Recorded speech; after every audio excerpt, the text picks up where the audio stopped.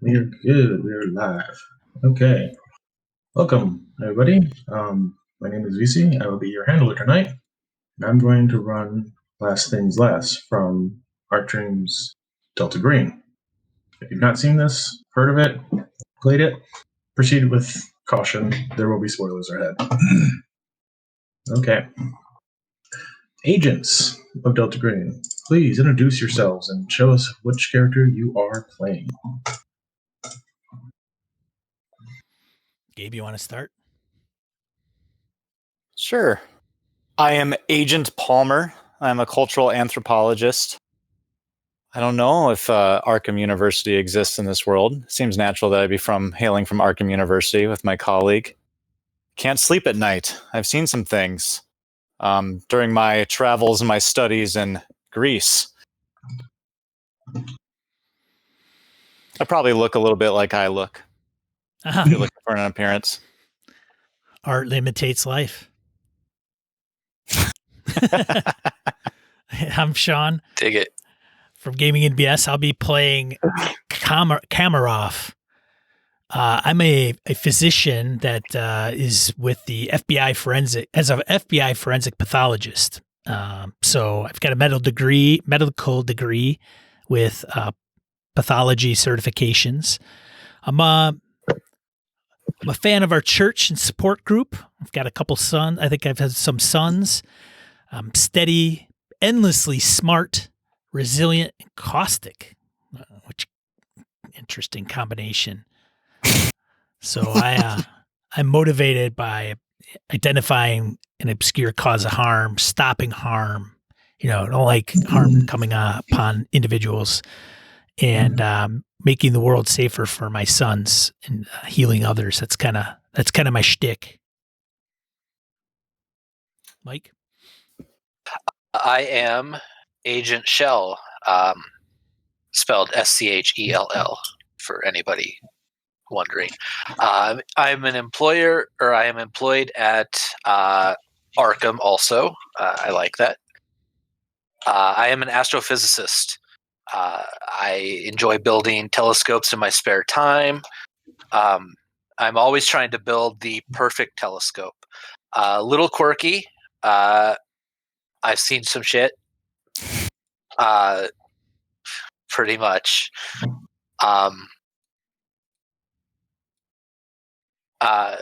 I've worked with some government agents on occasion, and it just seemed like the thing to do. Sounds fantastic. Agents. A few days ago, you were given coordinates, some sort of code message with your phone, email, regular mail, to go to a designated dead drop and acquire information about a recently deceased ex-agent of Delta Green. One Clyde Bowman has recently passed, and you need to meet a case officer about cleaning up his activities. The information in the dead drop has told you need to go to a post office in Madison, Wisconsin, located at Enterprise Drive. 2 p.m. tomorrow afternoon is your meeting time. Your case officer will give you the rest of the details once you arrive at said location. Plane tickets are provided for you, or train tickets, however you wish to get to this destination. A method is given for you. Oh, I know Madison, It's Wisconsin. going to be a plane flight for me. But yeah. That would be a plane flight for me also. Perhaps I noticed my colleague at the airport. Strange that we're getting on the same plane. I don't know if we've worked together previously. I've never really had a chance to work with the cultural anthropology department. I know you guys, you like to look in the dirt for stuff. I like to look out in space for stuff. I guess I did kind of work with some cultural anthropologists who were working with JPL, but that was really more doing the skyborne satellites and looking at some tribes out in the Indian Ocean on some of the islands there. So, VC, do we know that we're all agents? I'm going to leave that one up to you. It's not necessarily explicit that you might all know each other. Whenever Delta Green needs agents for a mission, it really is who's available and in the area. You might have worked together. You might be total strangers. I'm going to leave that up to you for this. It sounds like we have not worked together on a Delta Green business before. This is purely academic right now. I keep mom and take my seat. Yes. I acknowledge you. Having seen you before, I probably sit a little farther back in the plane. Cultural anthropologist, you all get the business class, and us lowly astrophysicists, we have to fly coach. I don't know necessarily where my agent is from, and I don't know if it matters, VC, or if I know these two yahoos. It doesn't necessarily matter. As long as you are at the post office at 2 p.m., there won't be a problem. Fair enough. I drive. I'm a little nervous about flying, so I'll drive to Madison and pull it up on my phone and make sure I can find the place. Okay. That's fine. I presume you, being the punctual agents that you are, going to show up a little early and maybe meet outside, see who else arrives with you. Oh yeah. I show up with my briefcase. I probably show up a little bit early. Okay. What is she going to eat? Physics is all about Who does? accuracy. So They'll you come in. gotta JJ, you gotta make sure everything is on time and perfect. Did you take a cab from the airport? No, I rented a car. I rented a rented car? through Hertz. All right, I took a cab. Maybe I got there a little bit earlier. You probably got there a little bit earlier. I thought I was gonna be perfectly timed because I'd planned this out, but it seems I don't know the streets of Madison very well, but the cab drivers probably do. This is a post office, right? They're supposed to be that. There's a bench out front. Absolutely. Is the weather good enough to have a smoke outside? Oh yes, it is. I smoke half a pack of cigarettes while I wait. It is a nice midsummer's day. Wow. I've seen things, man. I've seen things. Here we go again. You're sitting outside smoking, and a few minutes after you sit down, a nice man dressed head to toe in an old-fashioned postmaster's outfit comes out, pulls out a pipe, just goes against the wall and just leans up against it. Just calmly smoking a pipe. Interesting. So, I guess I would probably pull up next then. And I notice my colleague is sitting there smoking. I am not a smoker, so I will kind of wave to him and hold up a printed email and just kind of nod while I wait in the car. I'm standing nearby, just waiting for whatever I should be waiting for. Kind of looking at my watch. What time of the year is it, VC? Was cold out? Madison could be kind of kooky with weather. It is. I heard. It can. I've experienced it. But no, at this point in time, it is midsummer, so it is warm. It's a nice, pleasant day. The sun is shining. It's a nice day to be outside. At about, if you're watching your clocks, respectively, the postmaster takes his pipe, stamps it out, and walks in about a minute to 2. I feel like that's a sign. So I get out of the car. I look around to see if anybody else is approaching, having acknowledged my colleague, or having previously acknowledged him. I look around to see if anybody else is approaching, because these agents, they tend not to be tardy. And if I don't see anybody, I will also head inside the post office, try to catch up to the postmaster. Mm-hmm. I probably noticed that that gentleman is tailing the postmaster, so I kind of look around and probably follow him in, keep it a bit of a distance. I don't know if it's just coincidental or if he may be somebody friendly or not. I do find it odd that my colleague from the same university is here.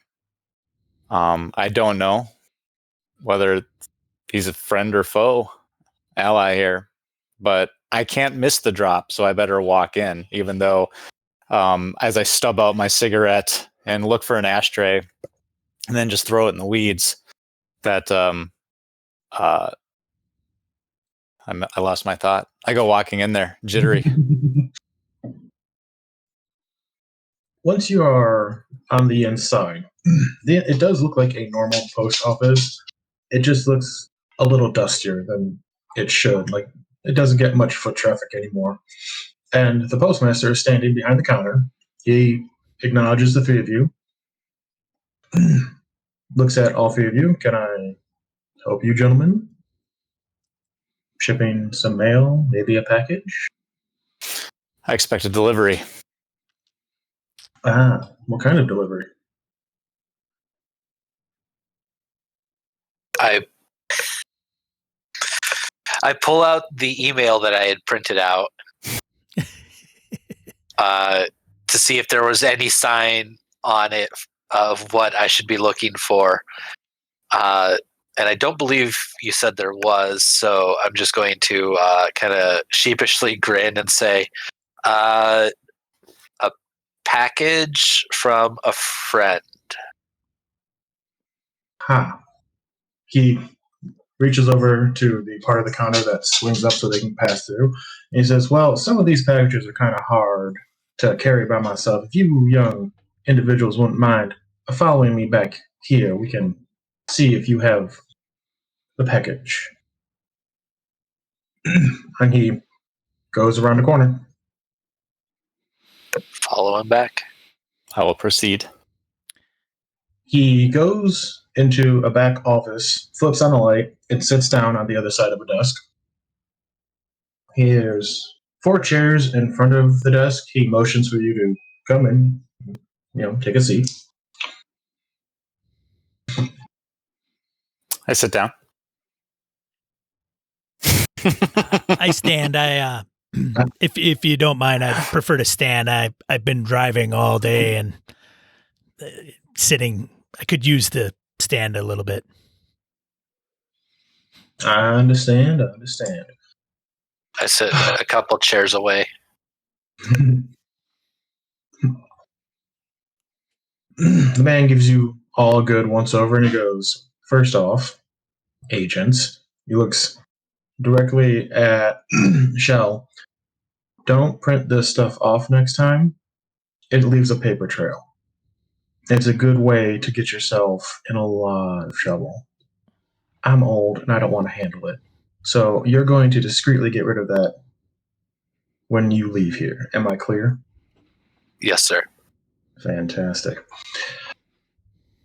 Moving on. He reaches down, opens a drawer, pulls out a manila envelope, and puts it in front of him.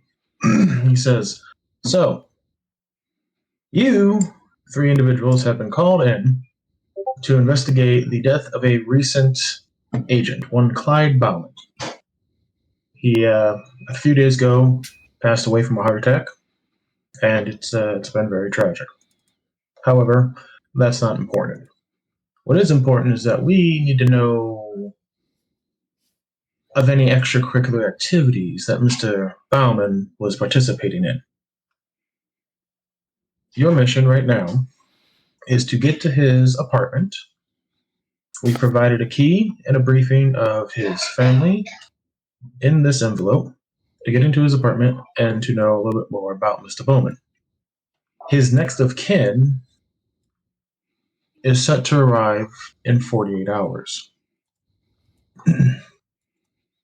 You are to go to his residence, make sure any evidence of the program is removed from his residence, and meet back here in this office in 48 hours. Is that clear? Affirmative, sir. So a cleanup Fantastic. job. Is that what this is? Pretty much.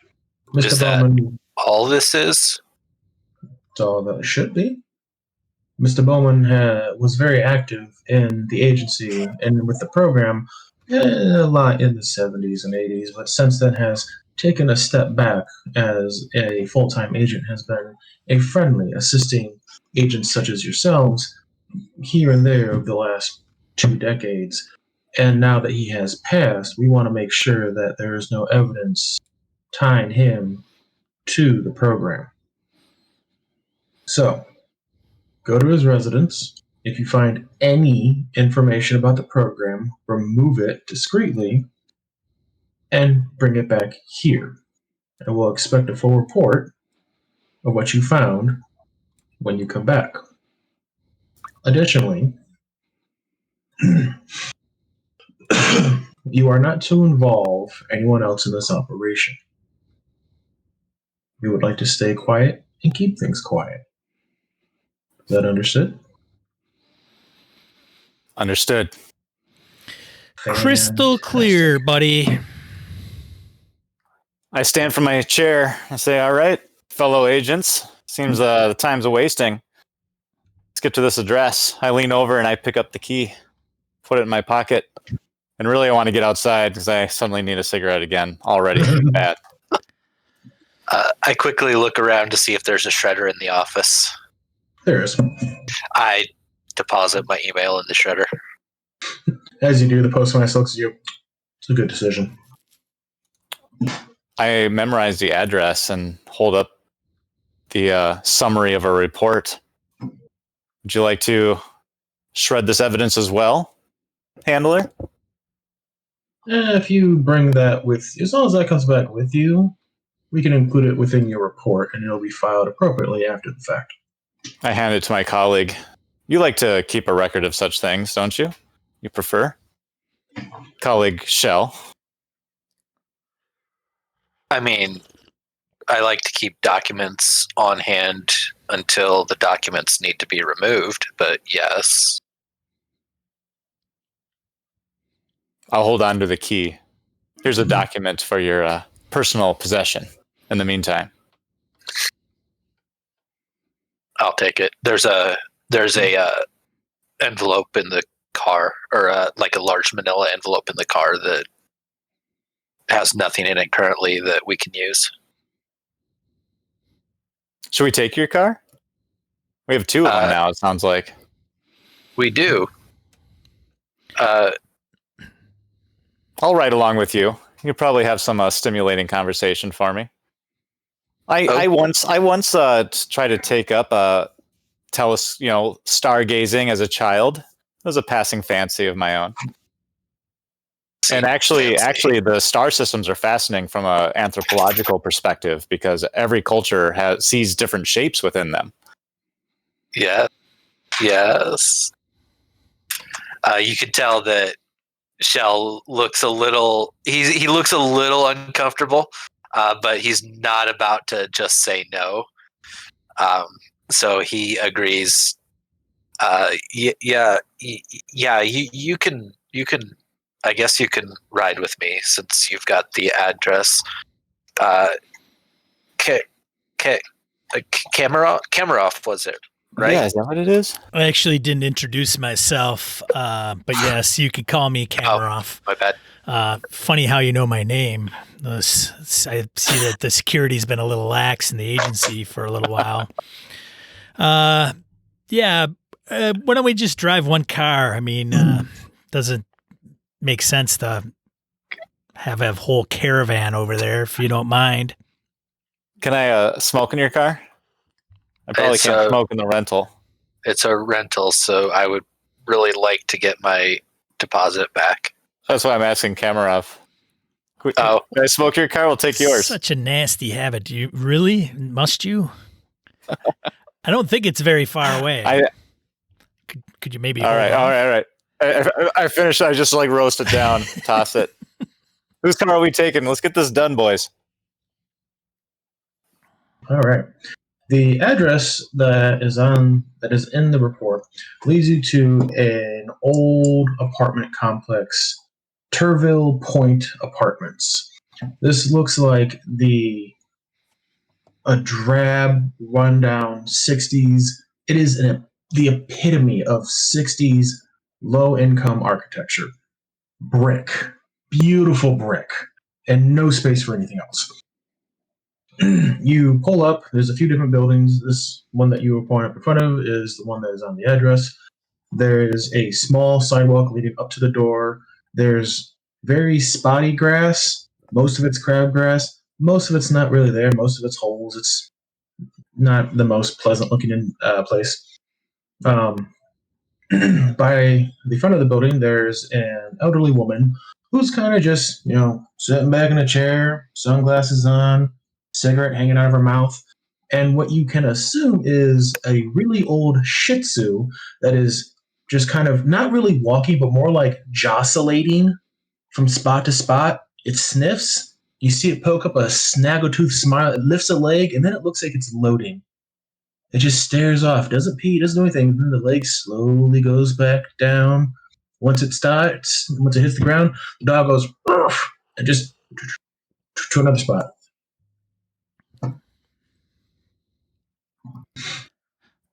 That is the strangest looking dog I've ever seen. Agent Kamaroff, do you have any identifying features on your person? Anything that would identify your agency? I don't have anything noted specifically that I'm aware of. I don't even carry a sidearm, it looks like. So I would imagine I'd have my badge, but I'm holding off from flashing that at this point. Unless, of course, we need to. Is that what you're asking?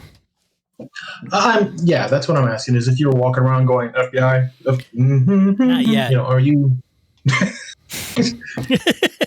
gonna save that? Still early. Excuse me, ma'am, but are you the landlord of this estate? The lady kind of looks up in your direction and goes, Lord? Son, I've not lorded over anyone or thing in many years. Good. Terrible habit to take up. I'm glad to hear it. We're here to see a friend. We'll let ourselves in. Nice to meet you, ma'am. It's pleasure seeing new blood in the neighborhood. Succulent people you are. Go on, watch out for the Mitzi. She'll annoy you if you stop. I understand. I move a little bit quickly now. I double check to make sure I know exactly where this. I'm assuming the dog is named Mitzi. I don't say that out loud, but It's an educated guess. I'm going to assume that she's talking about the dog, and so I'm gonna take a quick look around just to make sure that the dog is not now trying to pee on any of us. No, it looks like it's struggling to get over some crabgrass. It's just oof. And eventually it just sits down because it's just nuts to it. That dog, something is wrong with that dog, guys. Did you hear her say it is not long for this world. Did you hear her refer to us as succulent? Pretty interesting word choice, don't you? Don't you nerds think? Well, It you know, mean, Not part of the vernacular. I would agree. when you're younger than her by probably 30 to 40 years, I'd say succulent's an adjective that fits this description. So, agents, you proceed inside. This building is run down. The inside, there once was nice carpet in here, you think. Now there's just a trampled path that goes up the stairs and in everybody's individual apartment area.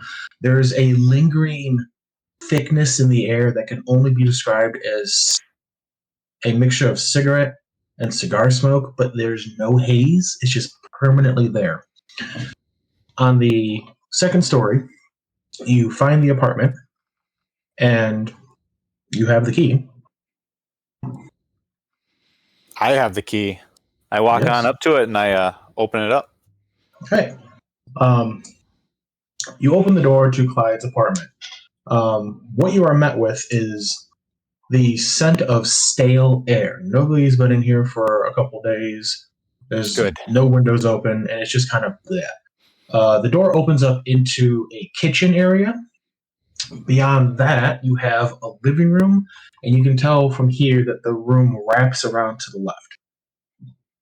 before stepping in, I kind of tap Kamaroff and I say, "This guy retired as an assistant deputy from the IRS, right?" Yeah, I believe so. This is That's what the report says. this is an odd place for somebody who retired as an assistant deputy to live. Yeah, all kinds of people do all kinds of things. You if you hang around some neighborhoods or if you're working in some businesses, you might have C-level executives live in complete squalor and be hoarders. None of this shit surprises me. I'm a little taken aback by the bluntness.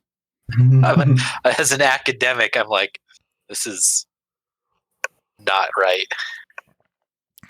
I will proceed. I will lead the crew into the kitchen area. All right.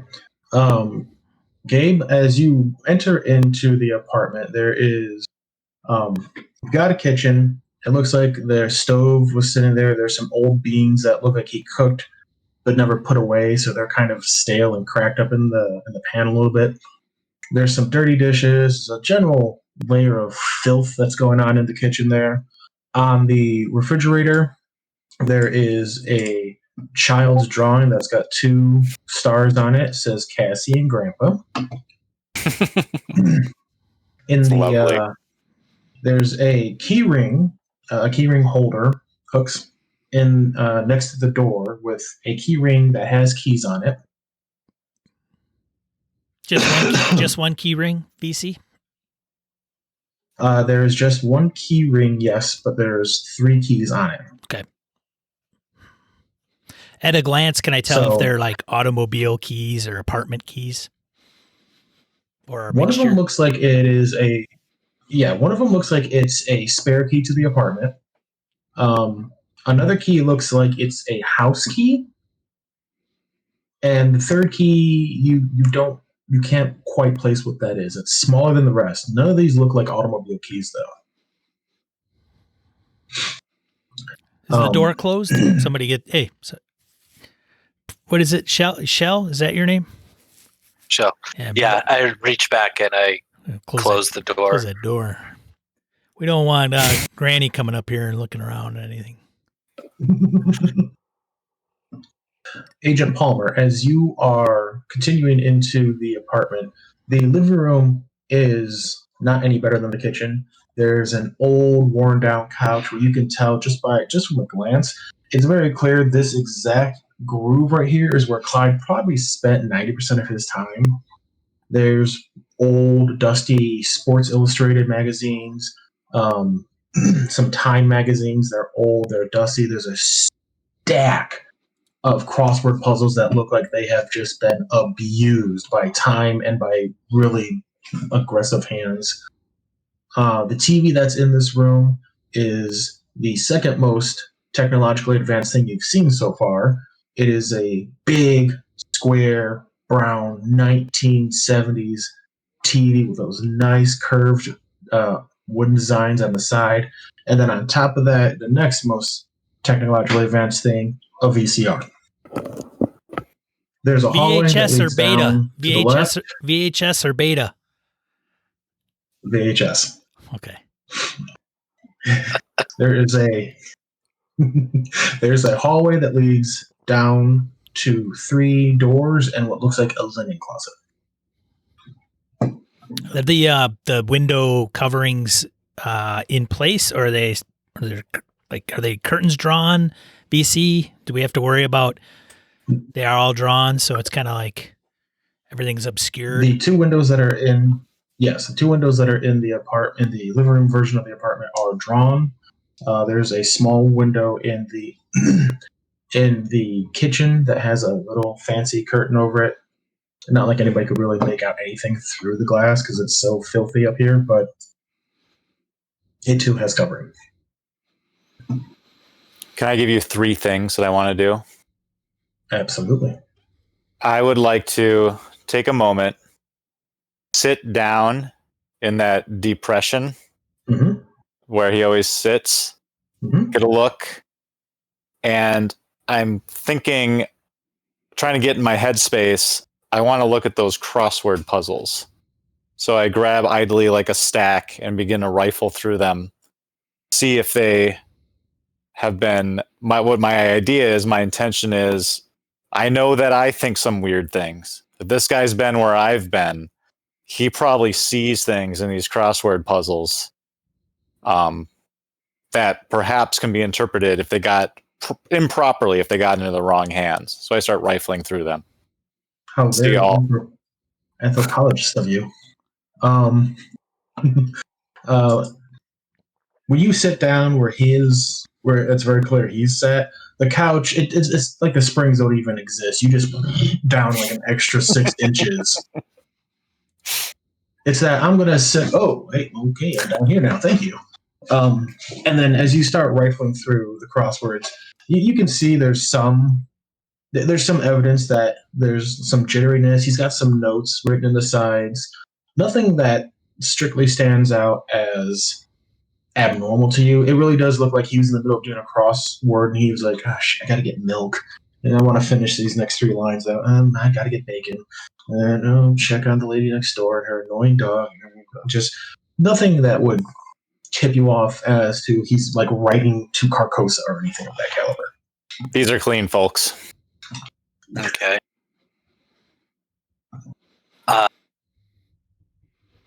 Hey Palmer, hit me up with kind of staying on. Hit me up with one. Go I ahead. tossed you one. Pick one. No. Pick one of those out. Give me a 5-letter word. Go ahead. Give me a hint. 5-letter word. I got to crossword puzzles. Pick one out of there. See if I can get it.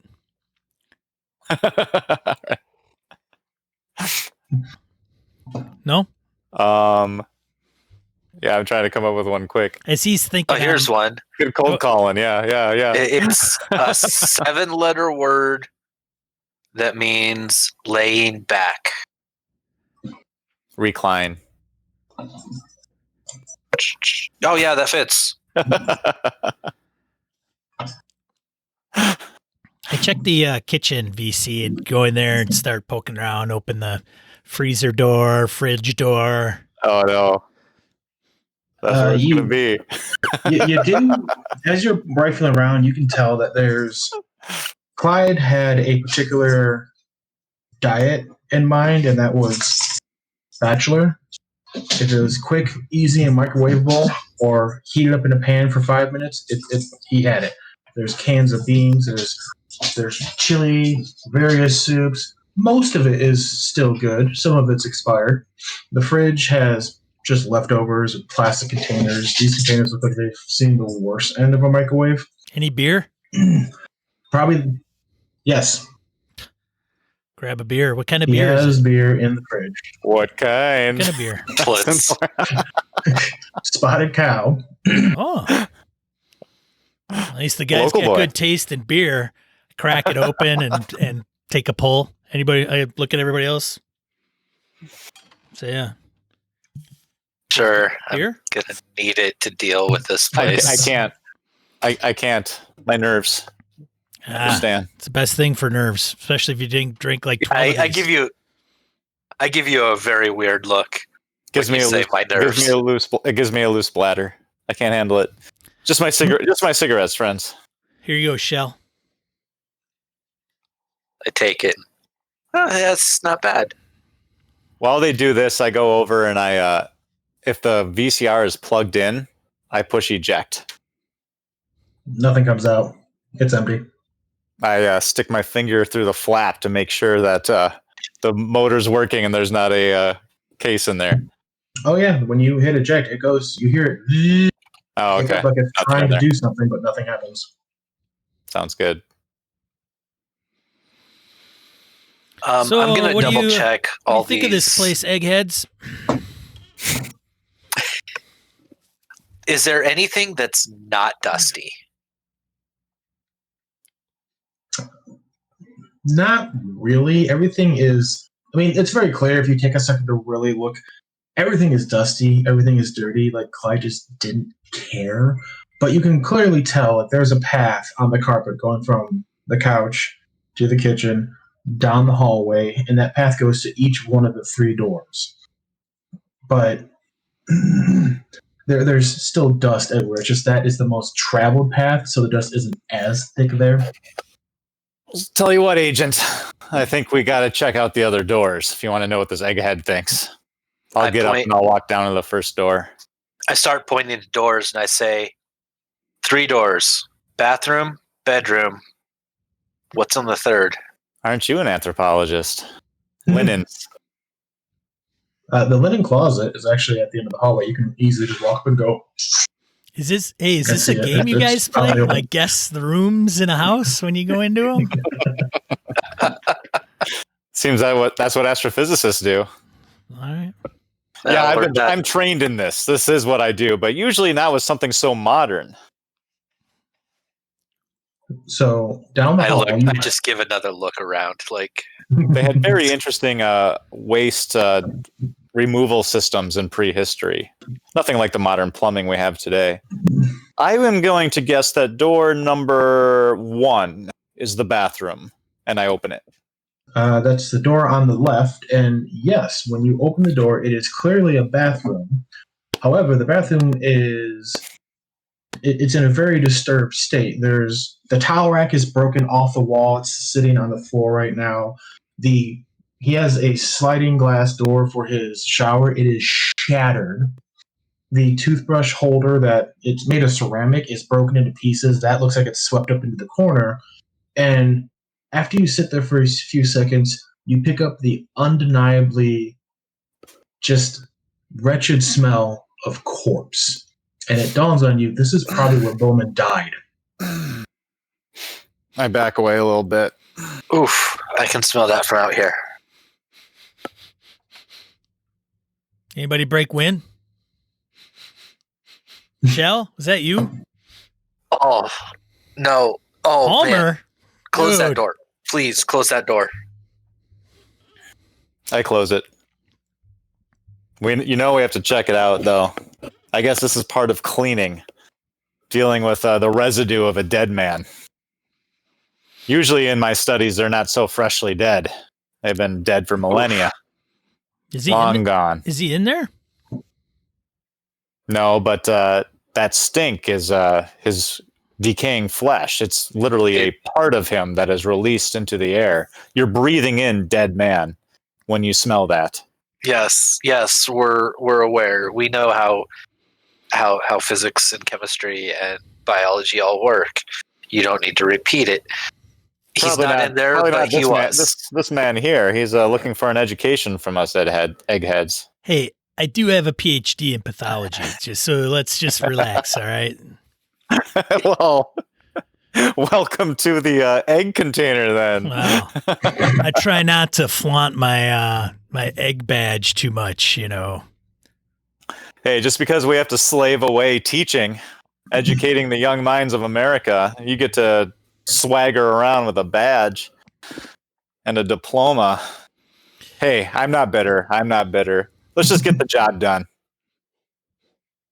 Yeah, don't mistake me for the rest of those field agents. Those guys are a different breed, you know. I'm still, you know, I like the sciences. Don't get me wrong. Just because I give you guys a hard time doesn't mean I don't respect your backgrounds.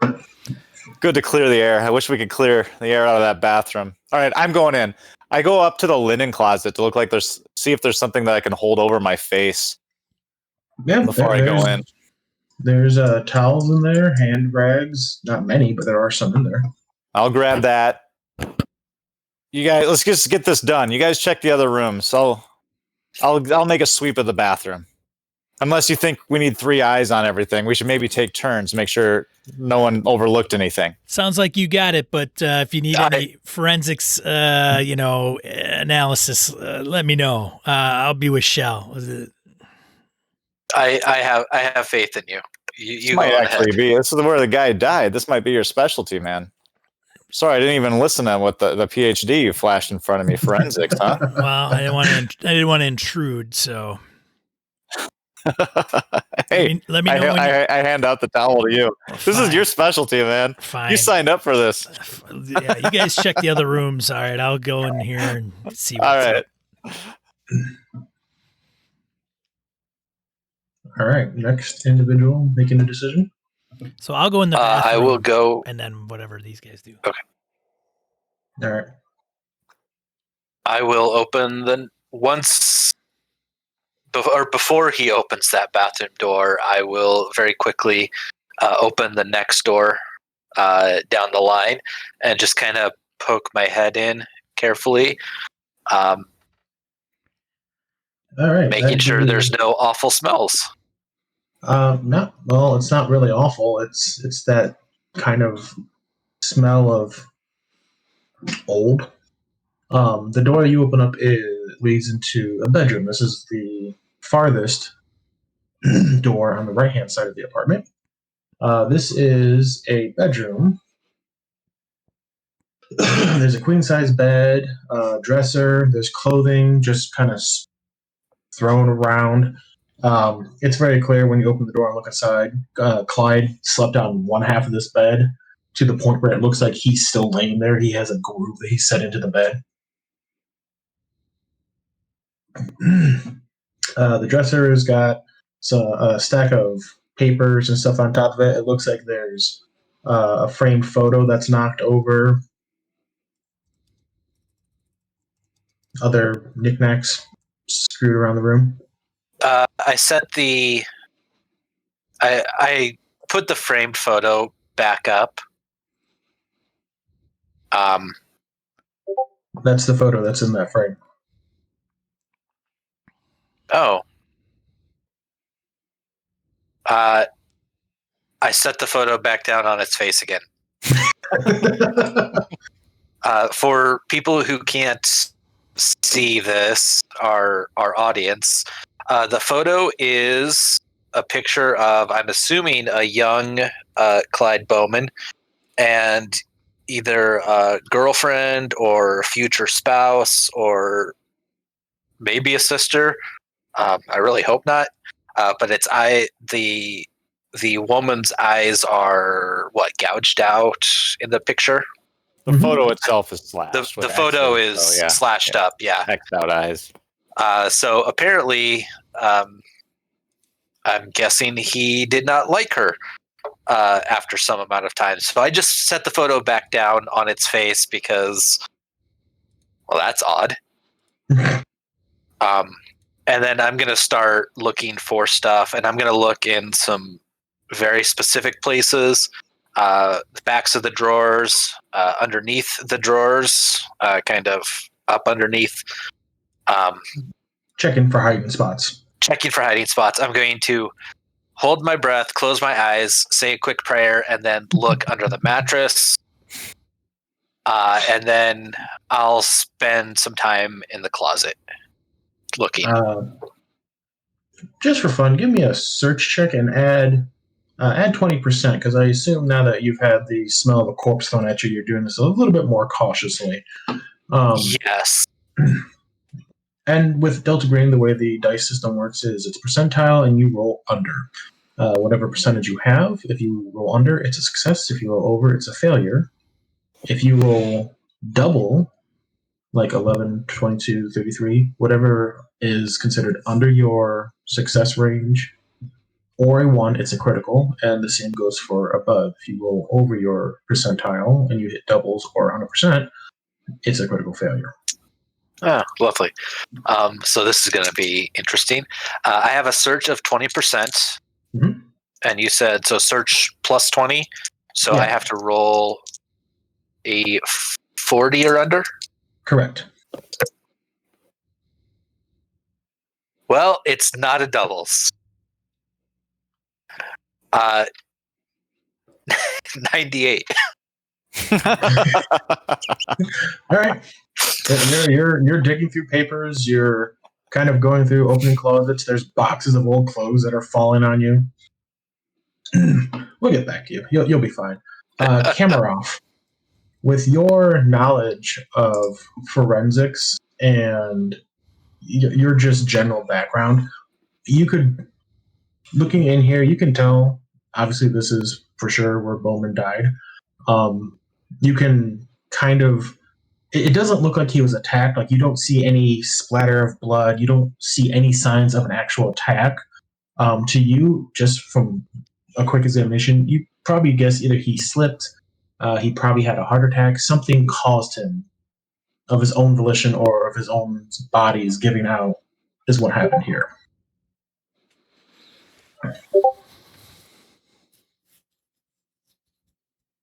I'm sitting there just pondering, looking at everything.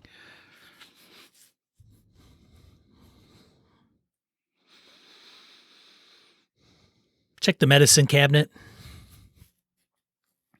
Open it up. There's blood pressure medication. There's what looks like it might have been an old box for some hair regrowth. Something. It's worn and it's very clearly expired. Just never got thrown out. Basic stuff. You got toothbrush, toothpaste, comb.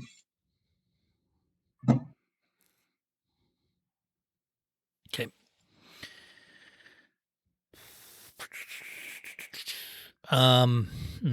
Okay. Do I need to? I'm not. Sean is not forensic genius. Is there something procedural that I should be doing in this bathroom forensically to, do I take blood samples? I don't know if I need to take any hair samples or anything. So with Delta Green, there's a nice little rule of thumb that if you have X percentage in a skill, you have X understanding of that field. With your forensics being what it is, you have what's considered a master's level of understanding. You don't really have to roll to figure any of that out. And just from walking in the room and your understanding of the situation, it's pretty cut and dry what happened here. There's no need to pull out a forensics kit or anything. Got it. Yeah, it's a done deal. He died here. Okay. All right. Fair enough. I go out the bathroom and I close the door behind me and look for Palmer and Schell and what they're doing. And as whatever they're doing, I come out of the bathroom. Yep. That's where he died. All right. I close the door. You can hear Schell slightly cursing as you hear like a closet door open and boxes are just coming out and a little bit of a mess is happening. Agent Palmer, what are you doing during all this? I would have opened, you said there were 3 doors and a linen closet, right? Yes, sir. I would have opened the 3rd door about at the same time that Schell opened up his 2nd door. All right. The second door leads into an office, and this room was very clearly used as storage for his work. There is a desk. It's set up. It looks like this is where Bauman probably did a lot of the work when he was working for the IRS. You can see there's pens, there's pencils, there's filings, there's manila folders everywhere. And there is just boxes upon boxes upon boxes of paperwork in here. Like if somebody were to light a cigarette and accidentally let go of it, the entire building is going to be gone. It is Maybe that's what we should do.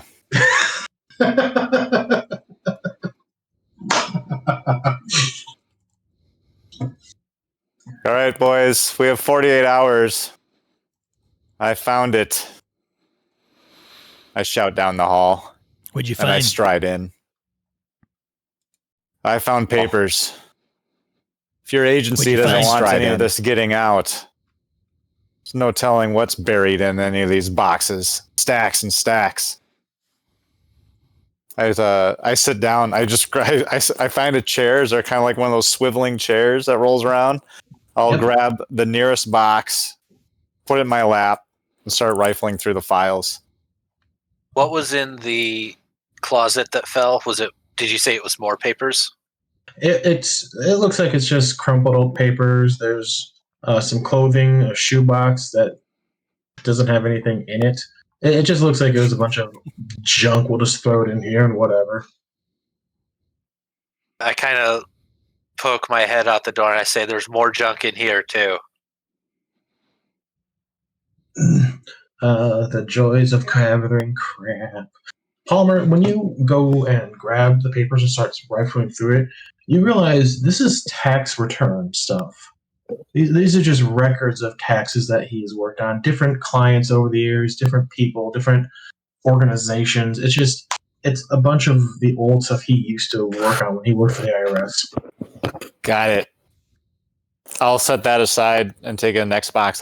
Now I know what to look for and start identifying boxes and putting them into a different like dedicated space of the office. These have gone through, glanced through. These look like tax returns. Still, they should be shredded. Those are the people have social security numbers on there. Yep. Yes, I do. You're sitting in a room that has hundreds of thousands of people's information right now. It's a modern day horror film.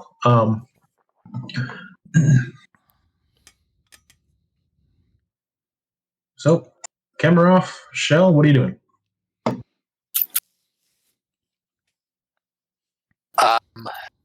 I guess going room by room, now that we've cleared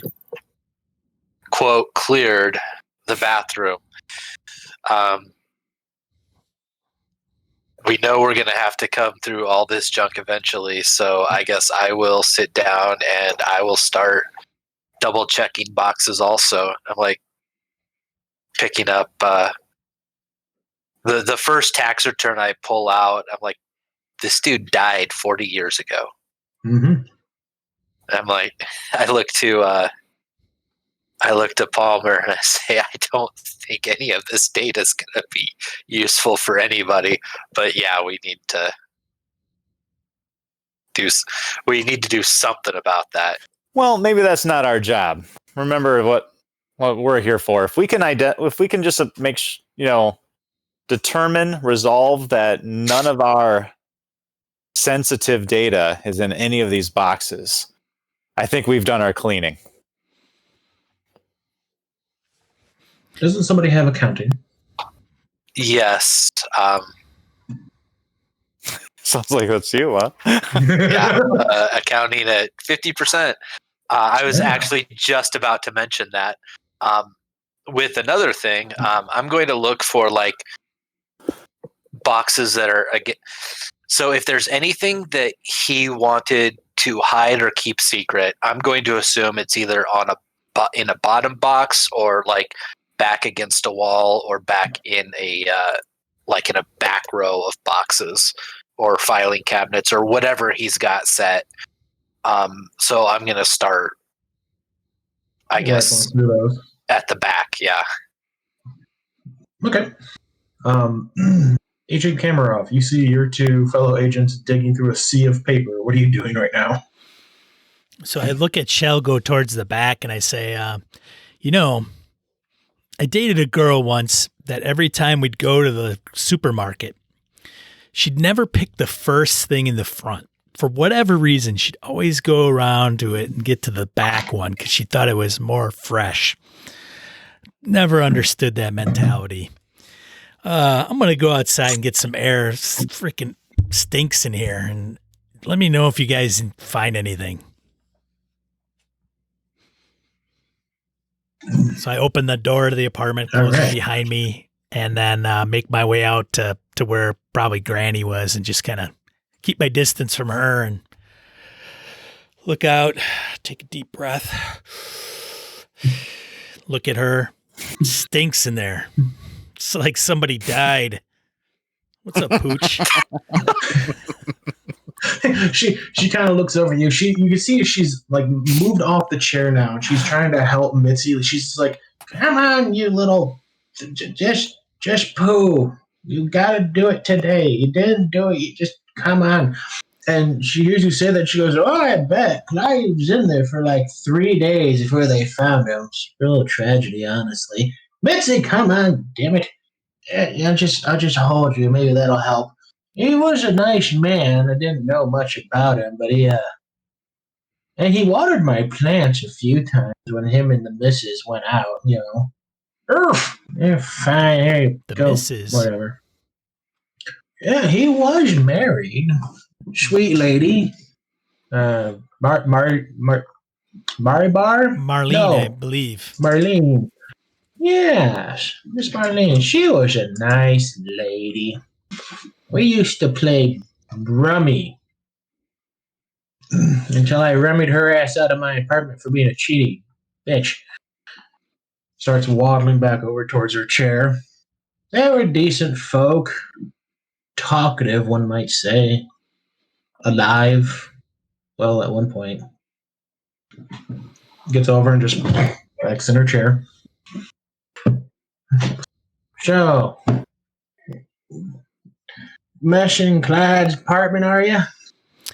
Yeah, we've worked with him in the past, and so we had heard he'd been doing some side jobs, and so we wanted to make sure that, you know, if there was some business papers that were left behind, you know, try to take them out of the apartment before they fell into the wrong hands and people started rummaging through it. So we'll probably be cleaning the apartment out here and getting that back to the office, you know.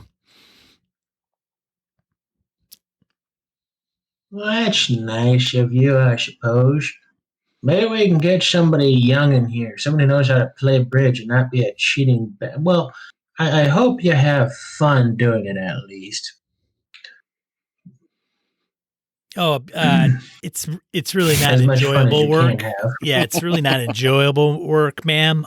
But I appreciate the sentiments. Thank you. So what else can you tell? Hey, when did he die, VC? Bauman died about 4 days ago, but they Okay. didn't discover his body until, you know, a day ago. Just, Gotcha. you know, nobody's here to visit him. Nobody's checking in on him. So it was just a whole lot of, watch that smell. It's not Mitzi. So I say, hey, the local beat cops were called to do a. gotcha. I say, hey, ma'am, have you noticed anybody that's come or gone from the residence in the last week or so? You see, she kind of sits there and just starts rubbing her chin. She's like, well,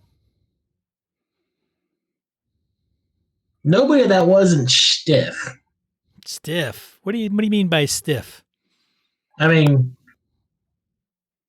Clyde was in there for so long. He had the rigor mortis. He came out like this. He wasn't moving. He was all stiff. I mean, the two officers who were bringing him out, they were limber and moving around, and I tried to act a little winded. They didn't notice. I see, but none No of his fun. family members have come by or anything. No. I'm kind of surprised actually. He's got kids. Yeah, I we know vaguely we've met remember Marley Sharon. We've met mentioning them. Sharon and Michael. They're because he's part of the office team. So we've known Sharon and Michael from when they were little kids. So okay, well, Mm, yeah, but no, they've not come yet. no, all right. So pretty uneventful, I'm guessing, since Clyde passed. I'm guessing, or even before that. Shame old, shame old. I mean, there was a cat Mitzi took an interest in. That was a fun 2 days ago. But beyond that, no, it's been boring as hell. Yeah, well, I can imagine.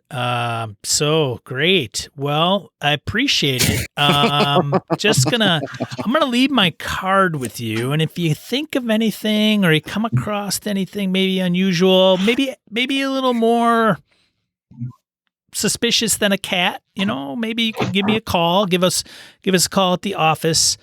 And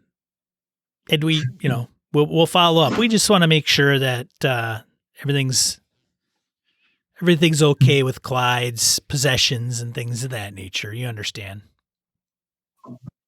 She takes a card. She goes, "Oh yeah, I totally."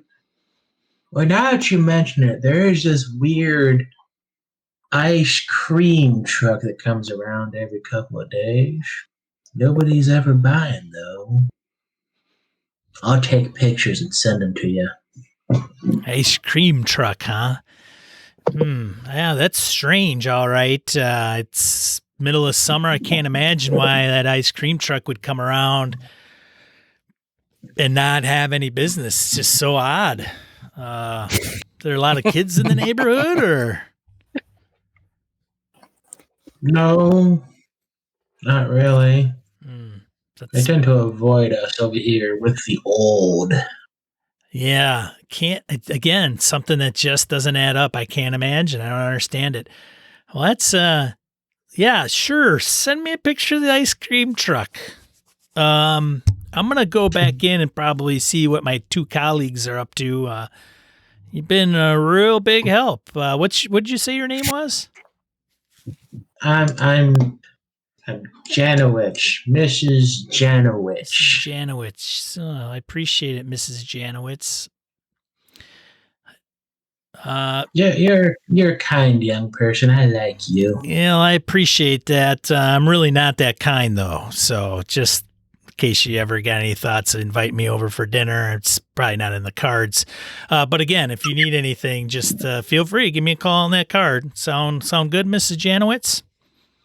Yeah, I can do it. Oh, outstanding. Thank you very much for your time. I'm sure we'll see you when we leave. Hope your doggy does its thing in a second. I start wandering off back to the apartment.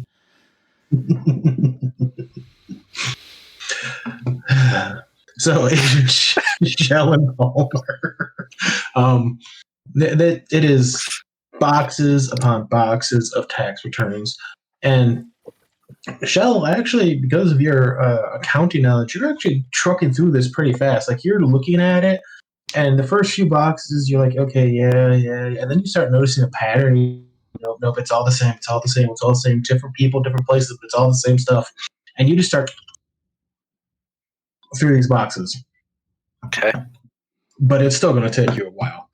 With the amount of boxes you have here, at the rate that you're going through, it seems like it would take you almost half a day to get through this. With your accounting and how quickly you're going through that, it's easily going to cut in half, but it's still going to take you a while.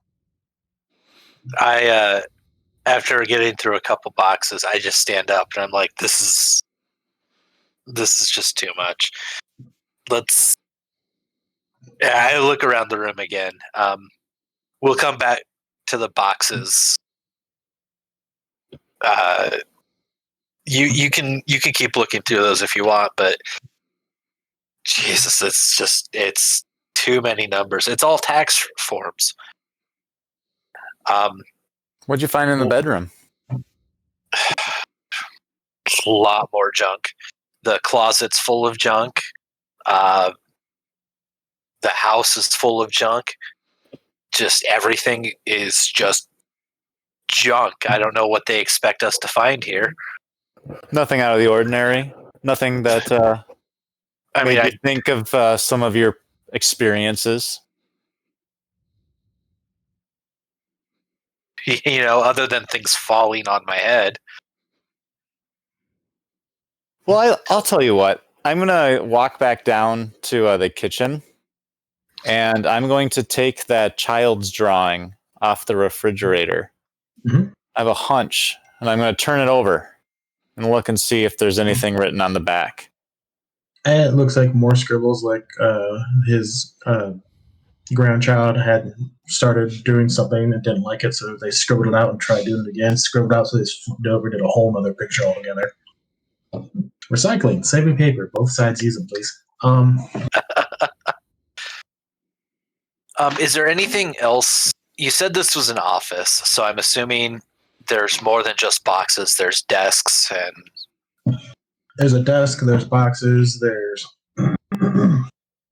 There's filing cabinets in here.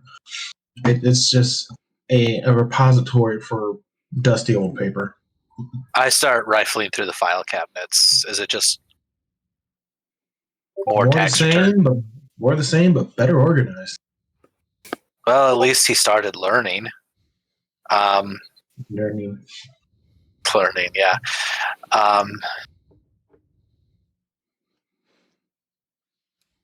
On his couch, were those couch cushions that are just compressed down where I sat?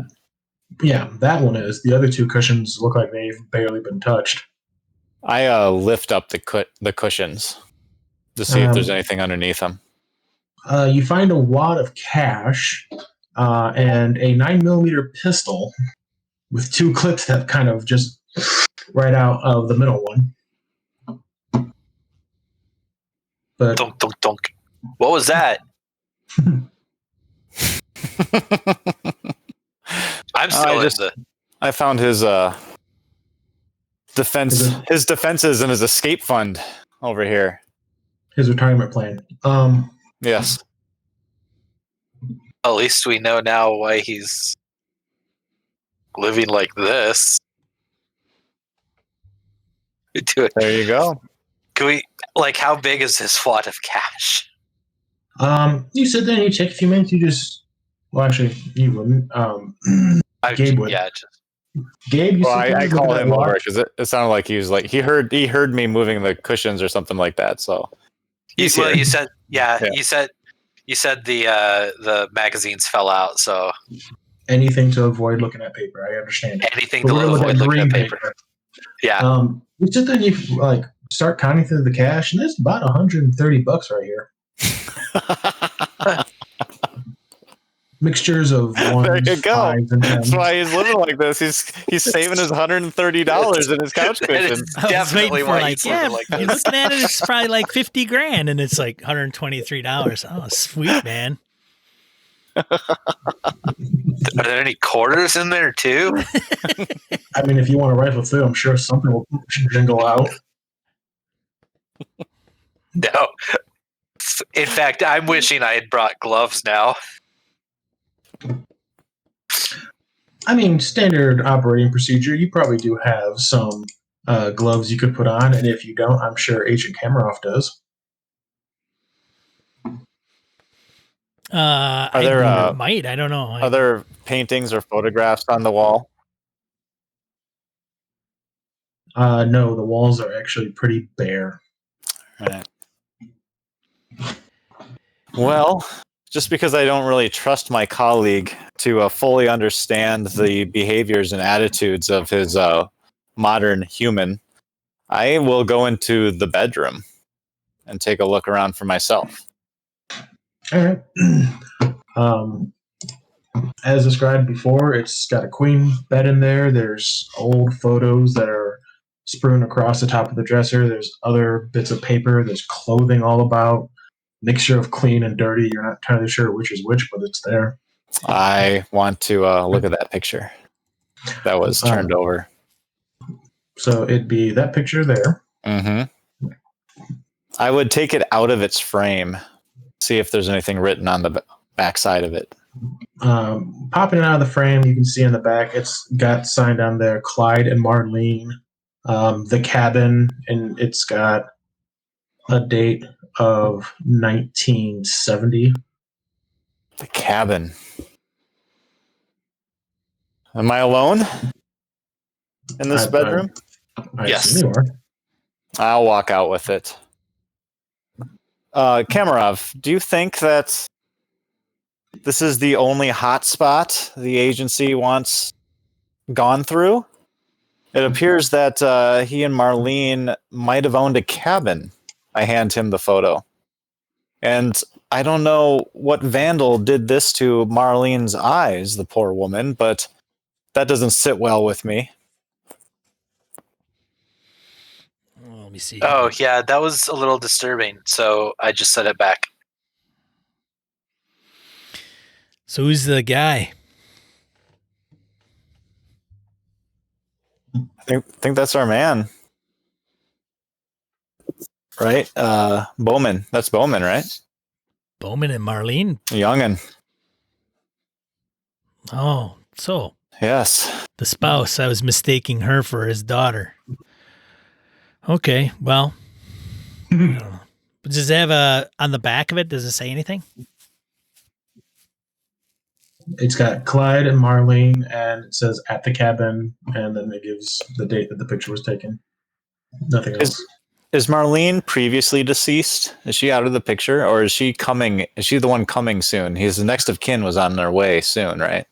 Yes, the next of kin that are going to be arriving would be his son and daughter. She died in 2002. Okay. Yes. Got it. Where's the Do you think cabin? that after some of the things I know that people see, wonder if Bowman felt he was being haunted by his deceased wife, scratched out her eyes so she would not see him. Give you a really weird look at that. If this is the only thing that gets the back of your neck's hair standing on end, this is going to be gravy train. But where is this cabin? Where is this cabin anyway? Right. See, I don't even need a smoke right now. I'm fine with this. Yes. Where's this cabin? Anybody know where this cabin is? Hey, I don't know, but I'll bet one of those keys is it. well, that's great. You want to try half the cabins in Wisconsin Hey, to see if check his this tax thing fits records. anything? See. No. Check his tax records. See if you can find his write-off for cabin expenses. Itemized receipts. You know he kept all that. Hey, Schell, I bet you it's in that one box over there. It's probably in that one box. No, not that one. The other one. You know, 3 rows back, deep, down below, over to the left. I just lean my head back and pray a little bit. I'm not going to get away from these papers, am I? Nope. Back to the paperwork then. I'm going to be rifling through the papers, but now I'm also going to be looking for his own personal documents.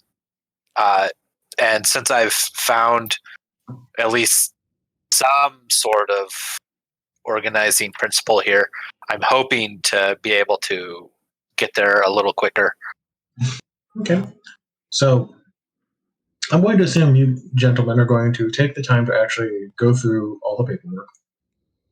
It's still going to take some hours, but after that time, you do start noticing that between these 6 different entities, each one of them has a write-off for a cabin, and each one of them has the write-off for the same cabin, but it looks like this individual had it for 5 years. This person had it for 1 to 2 years. This person had it for 10 years. The dates change, but it's the exact same address for each one of these people. And going through these records, these are probably the wealthiest people that Bowman did the taxes for. And you can guess with your accounting skills, they probably didn't even notice that little addition on there. Oh, Are we? I just say that. Oh, Are we? oh, you sly dog. Are we out of beer? How much beer did he have in the fridge? Yeah, 6-pack. 24-pack. 24-pack. Awesome. 24-pack? Oh, seriously? Shit, man, I'm So probably it on seems number our 8 by guy. now. Schell, you find something? Yes, it seems our guy snuck his cabin into everybody else's tax returns. Oh, tax fraud. Yeah.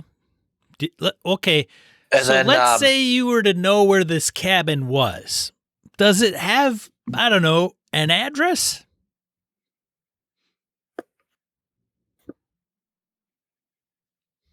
yes, as a matter of fact, it is. And then I read off the address, the city that it's in. You type in the address into your phone, whatever tablet you might have, and it pops up this little bitty address, Nowhere, Wisconsin. It is northwest of you by about 4 hours. It's in between Fairchild and Globe, Wisconsin, out in this big patch of trees. So if you wanted to hide something from other people and you had access to people's tax returns and you were defrauding, I guess. I think about that a little bit. You were hiding it on other people's tax returns. Maybe there's something interesting there.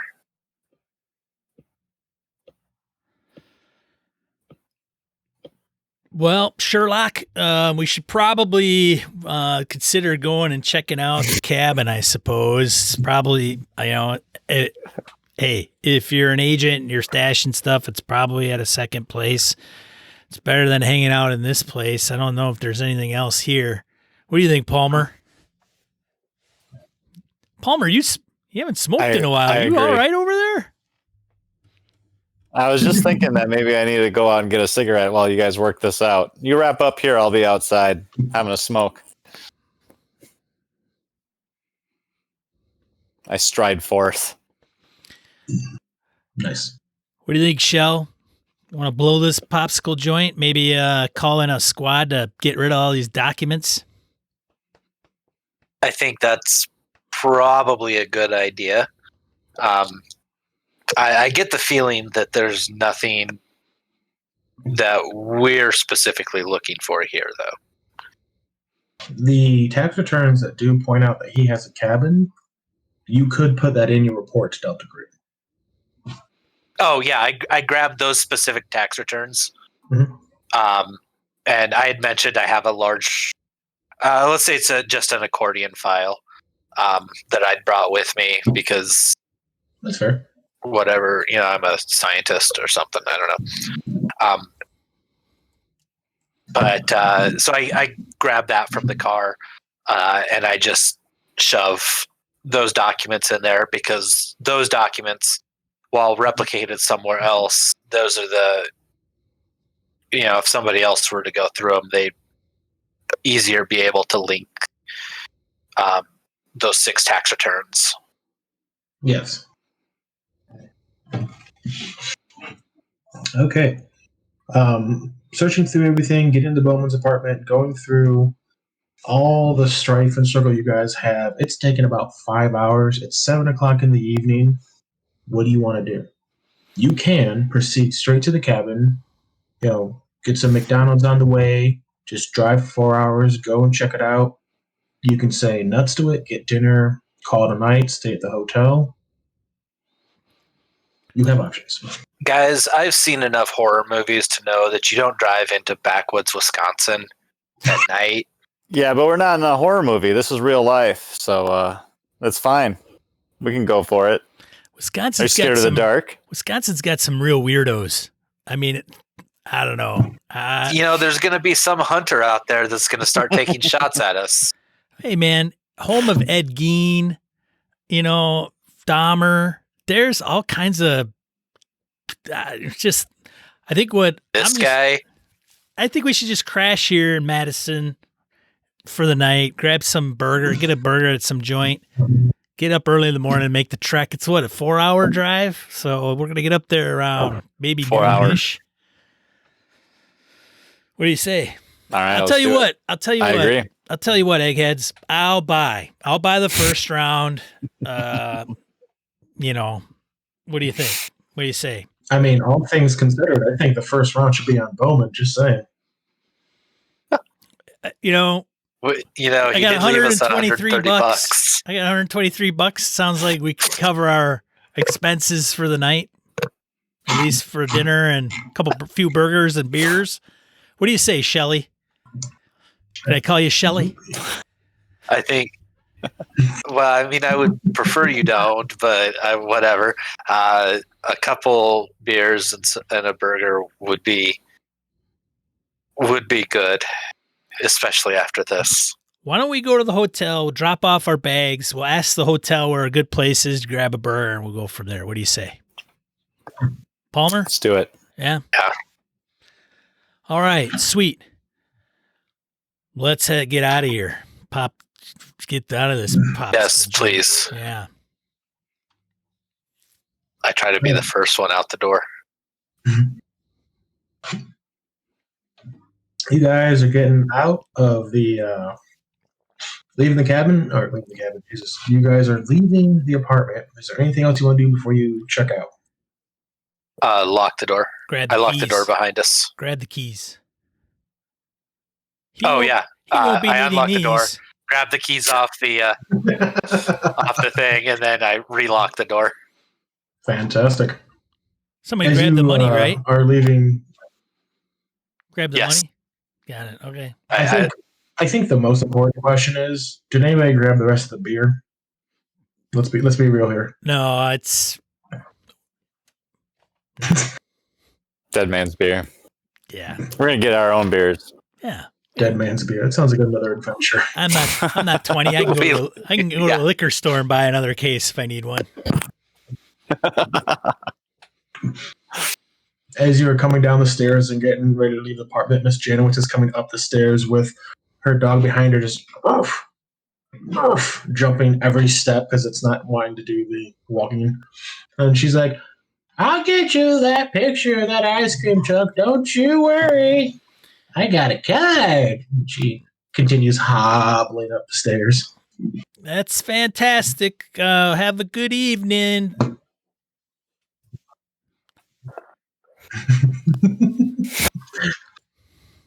You got a girlfriend there, Kamaroff? Schell, you're coming out of your own, man. I like it.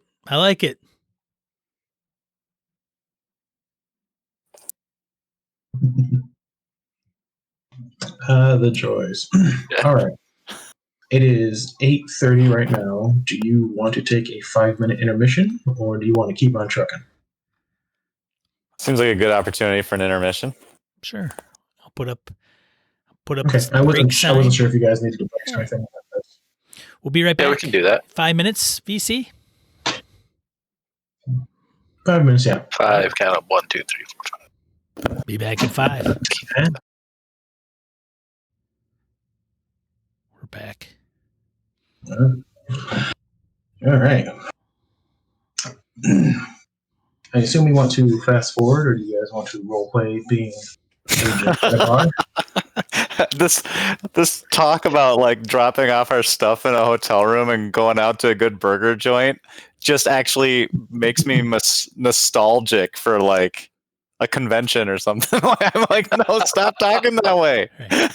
I mean, Totally want to do that right now. I don't want to role play it. Yeah. I mean, honest to God, if you really look at the places I've been talking about, each one of those places is around the big convention center up in Madison where Game Hall is held, because I'm so desperately wanting to go this year. So the front Oh, desk Lord. says there's like a burger joint not too far from the airport called the Villa Tap. I heard it's a lot of locals, but they serve some pretty good greasy burgers and, like Wisconsin. They also said there's like a microbrew place called Ale Asylum, which I'm not hip on the name, but it sounds like they serve some pretty good brew. Whatever.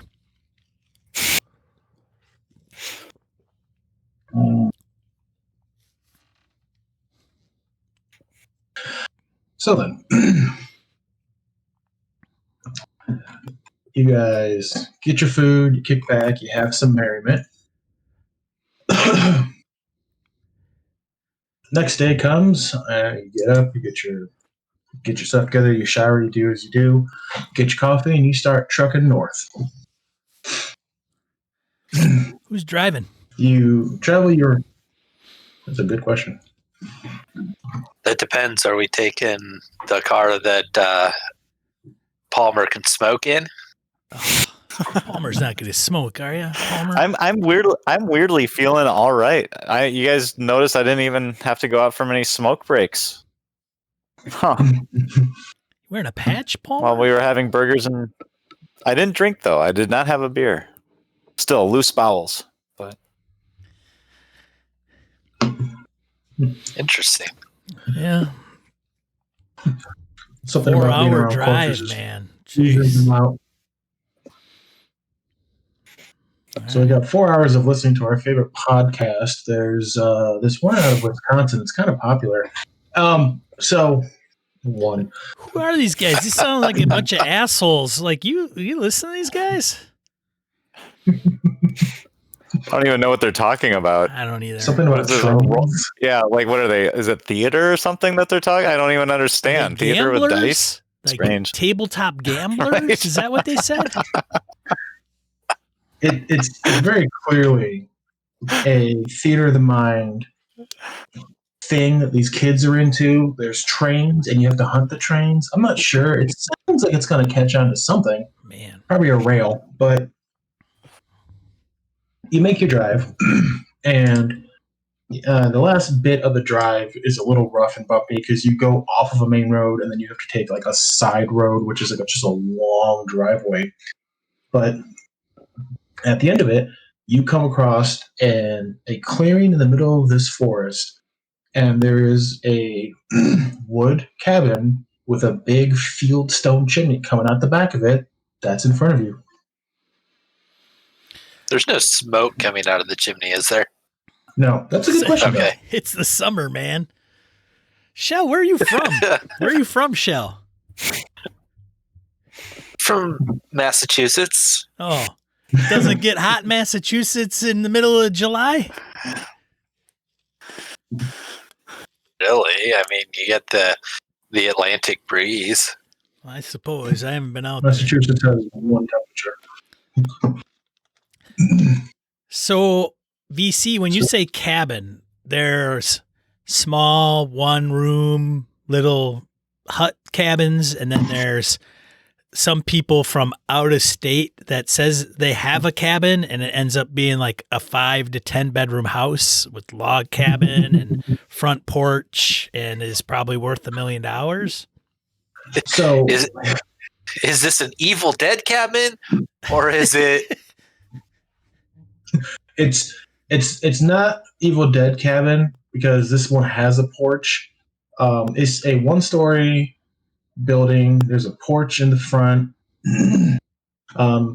It pretty basic cabin. As you're coming up the driveway and turning, you can tell there's an outhouse behind the cabin. But just from a cursory look, it looks like a little bitty cabin up in the woods. Huh. Rustic living. Very much so. Fantastic. I checked to see if there's any signal. You got any bars, No. Schell? Any bars? Doesn't look like it. Yeah. No.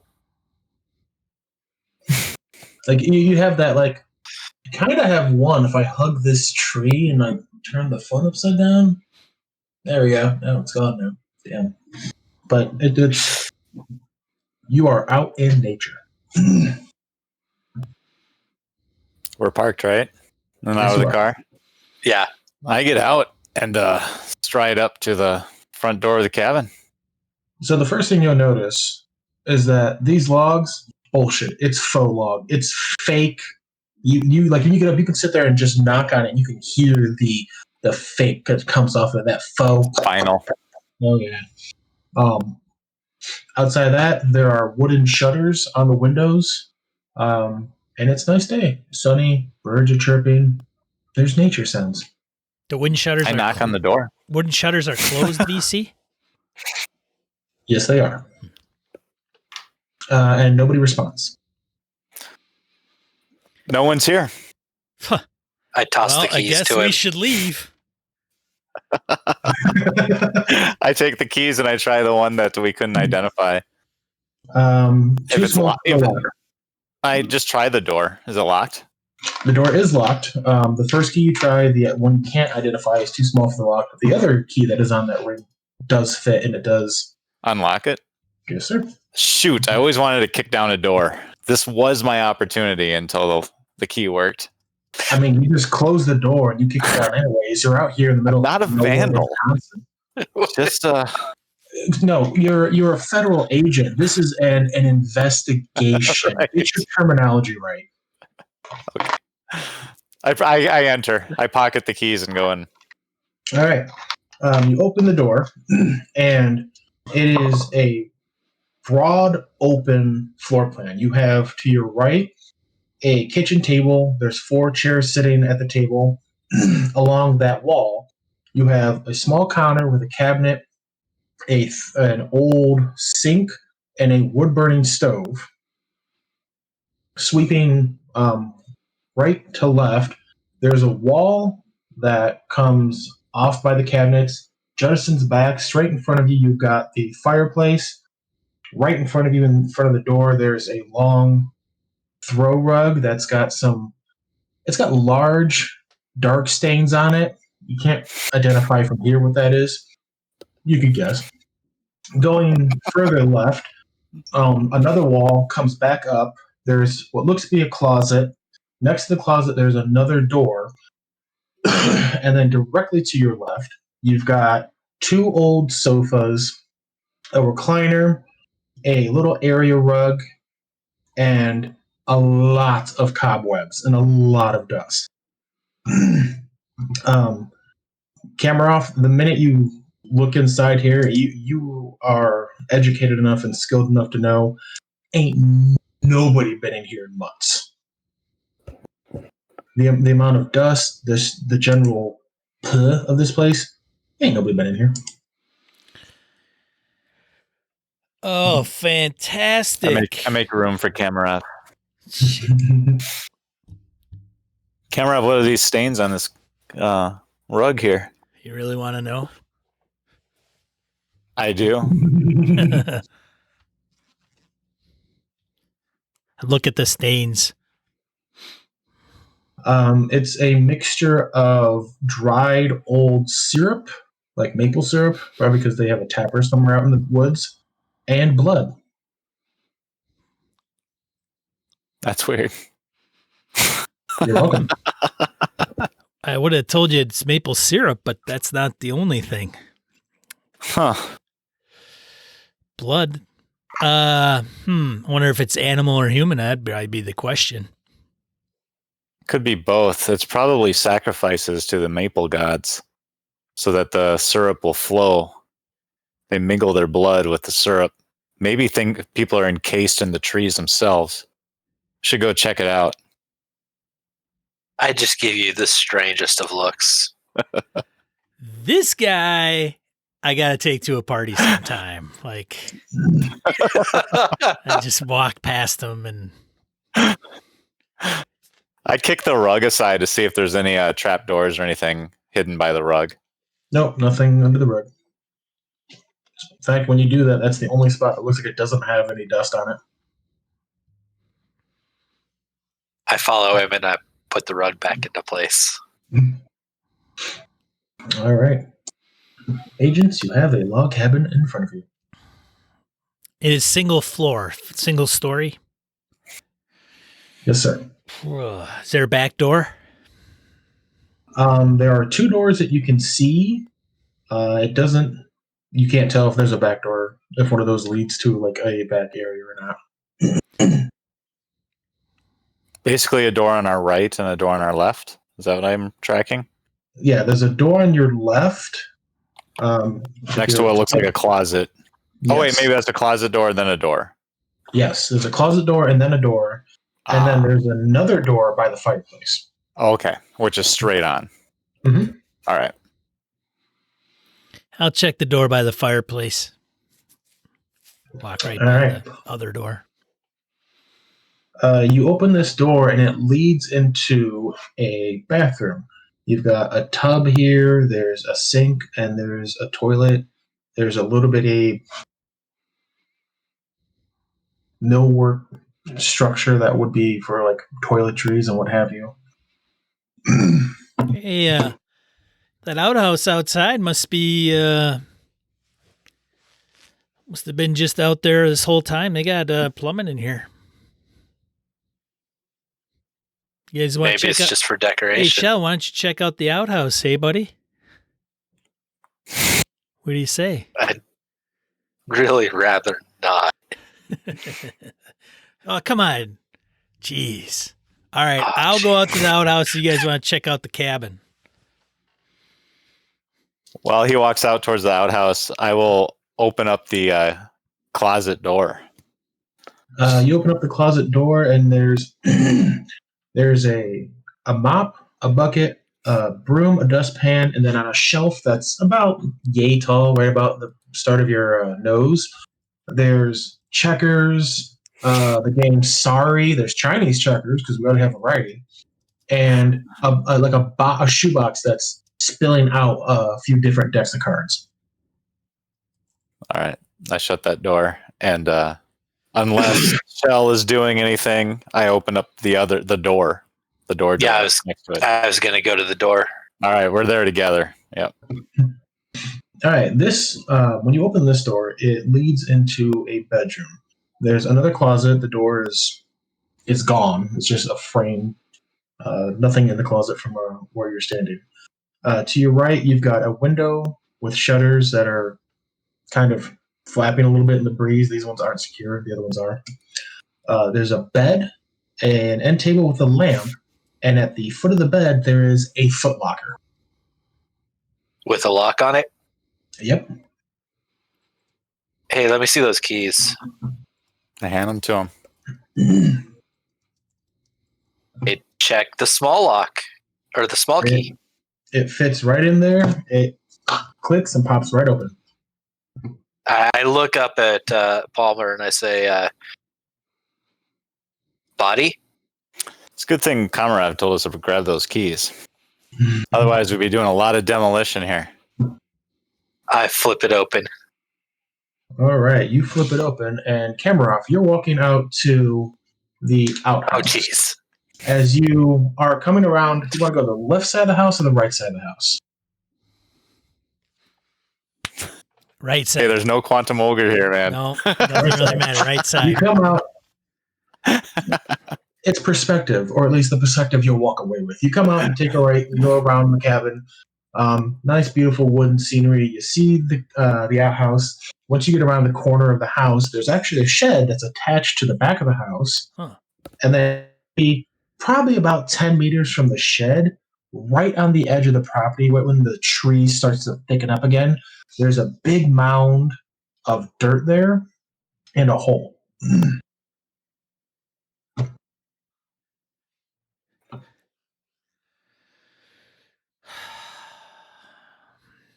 Sacrifices to the maple gods.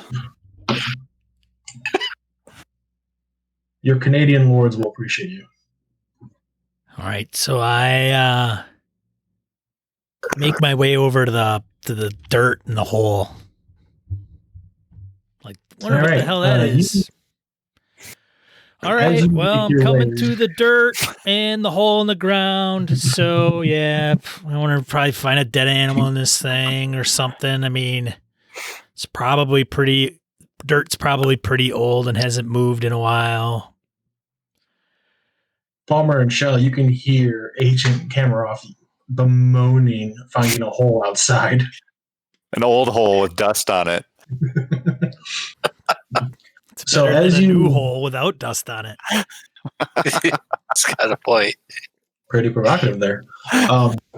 As you approach the hole, once you get almost right onto it, you can see this hole goes down a few feet, and there's the exposed portion of a septic tank. Once you get close enough to it, you can see on the other side of the mound of dirt, there's the inspection pipes that pop out of the tank. And in front of you, where the dirt has been removed, there is a person-sized latch, so they can actually pop it and go inside of it, because who doesn't like to swim and poop? But that hatch is latched. There's a big rusty lock on it.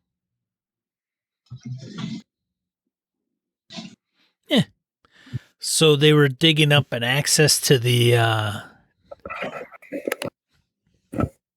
sanitation well. All right.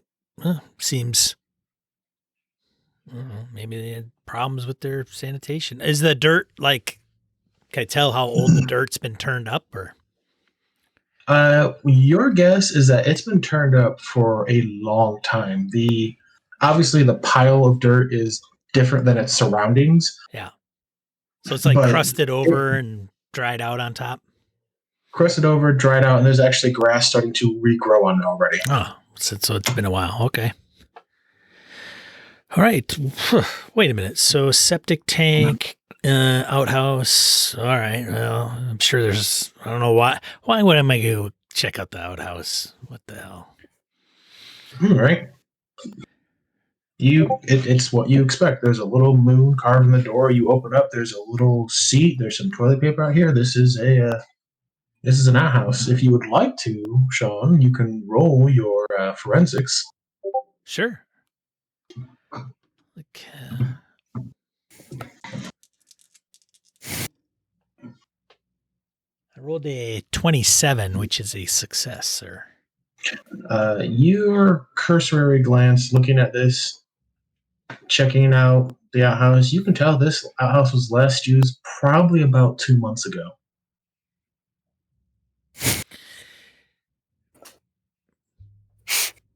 When was this used? Let's see. Toilet paper, not a fresh roll. It's been used. Scent is there, but not pungent. It's probably been used in 2 months. That's strange. I don't know. Maybe he's been up here. All right. Well, look around. It was a 4-hour ride.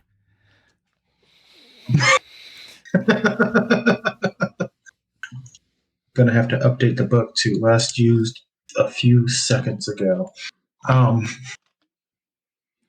Doesn't look like a crime scene. Yeah, I might as well go.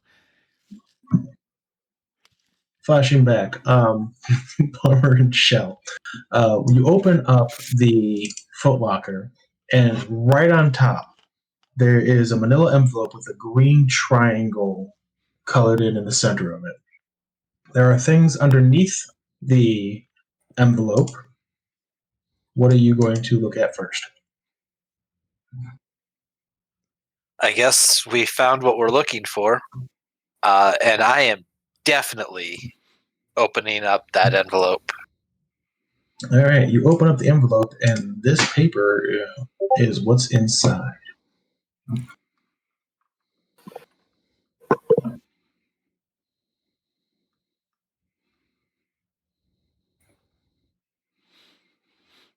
Gallons of gas in the shed. Maybe you should read it, Mike, if you can. Oh, to whom it may concern. If you are reading this note, I can assume I have died or become incapacitated before I had the courage to complete my final mission. You will find about 20 gallons of gas in the shed behind the cabin. Pour it into the septic tank beside the cabin and ignite it. You'd be happier if you didn't look inside. Please make sure that the remains are kept from my children. I am so sorry. God, please forgive me. Clyde Bowman. Septic. I say we look inside. And I meant if you could read it as in the print size, not whether Mike could read it. Oh, if you click it, it enlarges. Yeah. So. Oh, okay. Yeah. That's what. Yeah, I figured that out. I'm like studying it, Well, and I'm like, what if I just can't do that on my end because then then it messes stuff up. So Messes up the Oh, I screen, yeah. bet. Yeah. thanks, Mike. Oh, So, no problem. I'm as here Agent- for you. That's for the viewers. As Now they know what's going on. Right. Oh yes, they're on the up and up. The chat definitely knows what's going on. So as Agent Schell is reading this letter, Palmer, in the footlocker from where you are standing, you can see a few reel-to-reel tapes labeled FBI evidence, and then because of how they're sending, you can't read the rest of the tags on it. There is a very, very nicely folded, very professional looking suit that is very covered in blood. Sitting on top of that suit, there is a large iron knife with a bone handle on it. There's a leather pouch sitting next to the evidence reel-to-reels. And underneath all of that, you can see the barrel of what looks to be a shotgun, and there is a box of shells in there.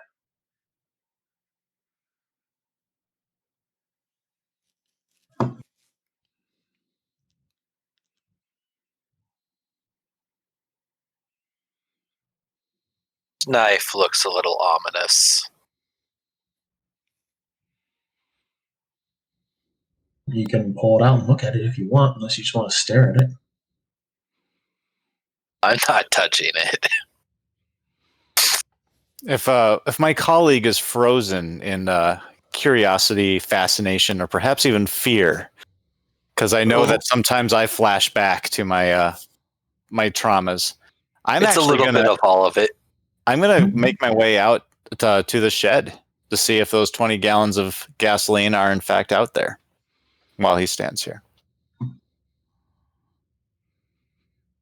All right, you go wandering outside. You do find the shed that's on the back of the property.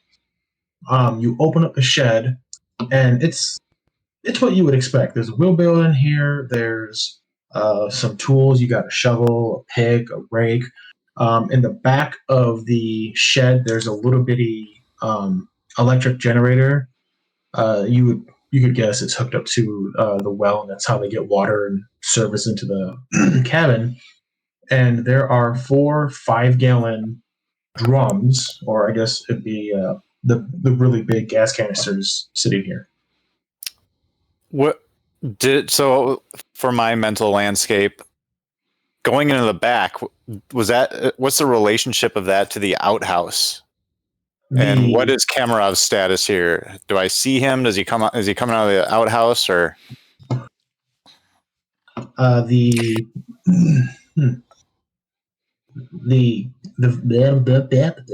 the outhouse is kitty corner to the cabin. It's probably a distance of maybe 15 feet. no line of sight to it? I'm pretty much on my own. Directly see it. And then once you go inside the shed, you can see it. Okay. But I don't see Kamarov. Okay. All right. I mean, you might hear Kamaroff, but you don't see Kamaroff. I will walk on over to. I will think interesting, and if no one else shows up, okay, I hear him. All right, so I assume he's in there. I'm going to walk over by the septic tank then, and wait for him to get done with his business. All right. I will go ahead and start collecting evidence. All right. For your, just so you have some spatial awareness, here's that helps. Top down of the cabin and the surrounding area. So, Schell, are you just gathering the stuff in the footlocker, or are you just grabbing the footlocker? I am just gonna So most of the stuff in the Foot Locker doesn't seem to be like the clothes and stuff. I don't think are going to be very important. I am going to rifle through and double check and make sure there's nothing else in there.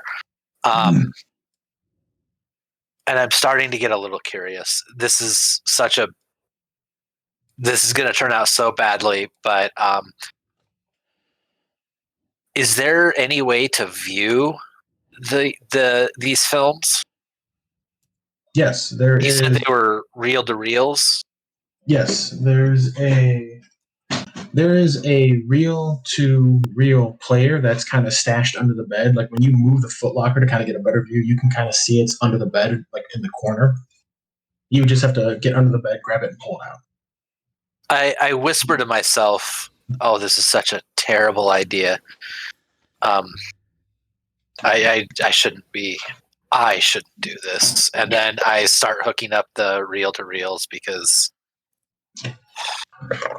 when you go under the bed, there is a large square object that is covered by a sheet that is under the bed, and the reel-to-reel player is behind that. Well, I'm going to move that out the way then so I can get to the player. You're just going to move it out of the way? You're not going to pull it out? You do you. I'm just making sure I understand what you're doing. I kind of... When you say a large square object, you mean like it's like a box or...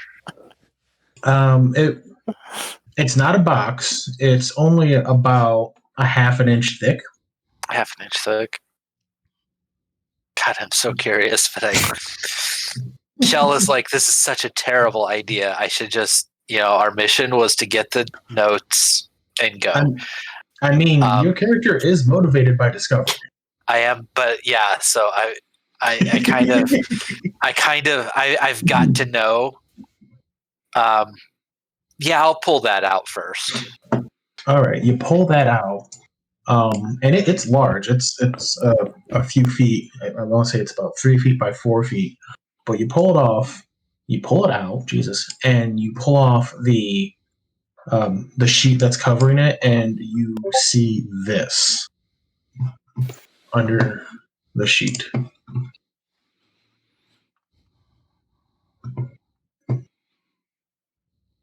What the fuck?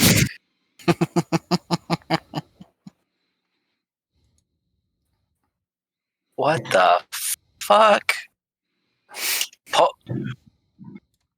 Palmer. Do I hear him? Oh yeah, you both start hearing Agent Schell screaming for Palmer. Hold on. All right. Hey, Kamaroff, I think we're zeroing in on what we are looking for here, but I think we should check it all out first. Should we talk to Schell or listen? There's something that we're not supposed to see in the septic tank. Frankly, I came out here to find out what that is. One of my motivations is uncovering things no one has found. I just wanted to know. So, but maybe we should go talk to Schell. What do you say? Oh yeah, sure, yeah. Might as well go back in. You find anything in the shed?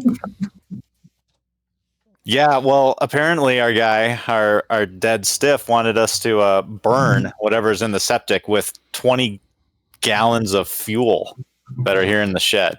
Does he want to? He has everything set up, a note written specifically to us or to whom it may concern, which is us. Let's go see what our friend's yelling about. Hey, somebody's been up here to use the outhouse in the last, I don't know, a couple months, I'm guessing, I think, right? Is that what I think?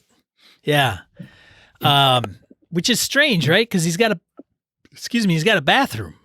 Why are you going to use the outhouse if it's been like? Does that make any sense to you, Palmer? Well, sometimes these outhouses, this new acquisition, the outhouse, the sanitation, the actual bathroom, that's new, right? You still got an old outhouse, and it comes in useful once in a while. Sometimes you just want to go use the outhouse, right? So let's say that you are right in your thinking. Would you go up to a cabin and say, I am a cultural anthropologist, sir. Fair. What I what? So it makes sense to say, hey, I got a cabin and put indoor plumbing, but then I'm going to use the crapper outside?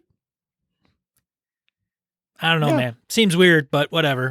We're creatures of the earth. We give up our old habits at great violation to the imprinting that our genes have put on us over millennia. We don't just give that up just because we have pipes now. It's comforting. Tell me, Kamaroff, I'm willing to bet you just use the outhouse. Guilty. All right. See? All right. It's in your conditioning. Fair enough. You got me.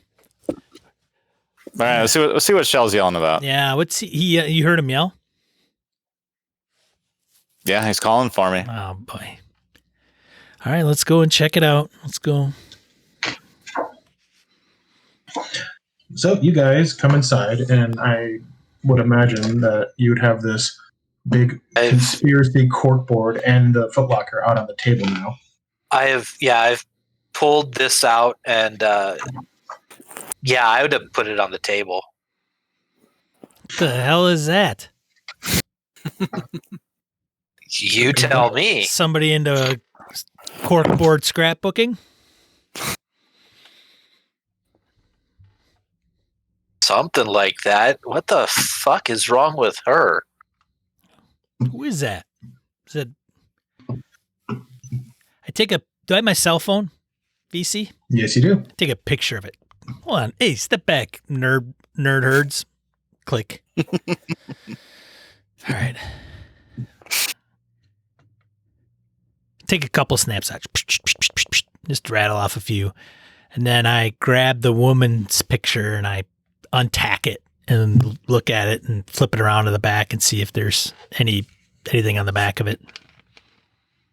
Nothing on the back of it. Does it look like the woman that was in a prior picture we've seen or not? No, this looks like a totally different individual. Does it say? Is there any resemblance to the woman or Bowman? No. Okay. Does that say Buster's? Buster's type. Buster's type. Okay. Mm-hmm. Seriously, this stuff's so great. Hey, let's get that whole movie going. Maybe we'll find out what Buster's type is all about. Oh, I don't know if I would do that if I were you guys. Well, we're supposed to get all the information we can. All right. Aren't we? We're supposed to just clean it, but I want to know. I start setting up the projector, pointed at the nearest wall. Yep, you can easily do that.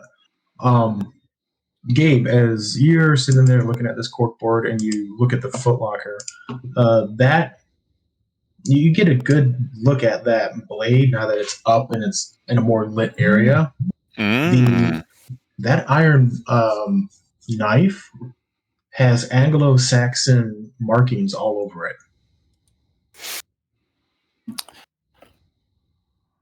Curious. Greek cultures are my specialty, but I have dabbled a little bit in the northern cultures. Do you take it out and examine it, or are you just going to look at it? Oh yeah, I'll take it out and examine it. I'm curious if it's actually of modern make or if this is a relic. Comes from an older civilization. When you pull it out, your understanding of archaeology and anthropology really this is an artifact. This is a old blade. It's very much of the Anglo-Saxon era, but oddly enough, it has engraved on it own marking that you can't translate. It's just like somebody was writing gibberish in runes on it. And the bone that is used as a handle is very much a human bone.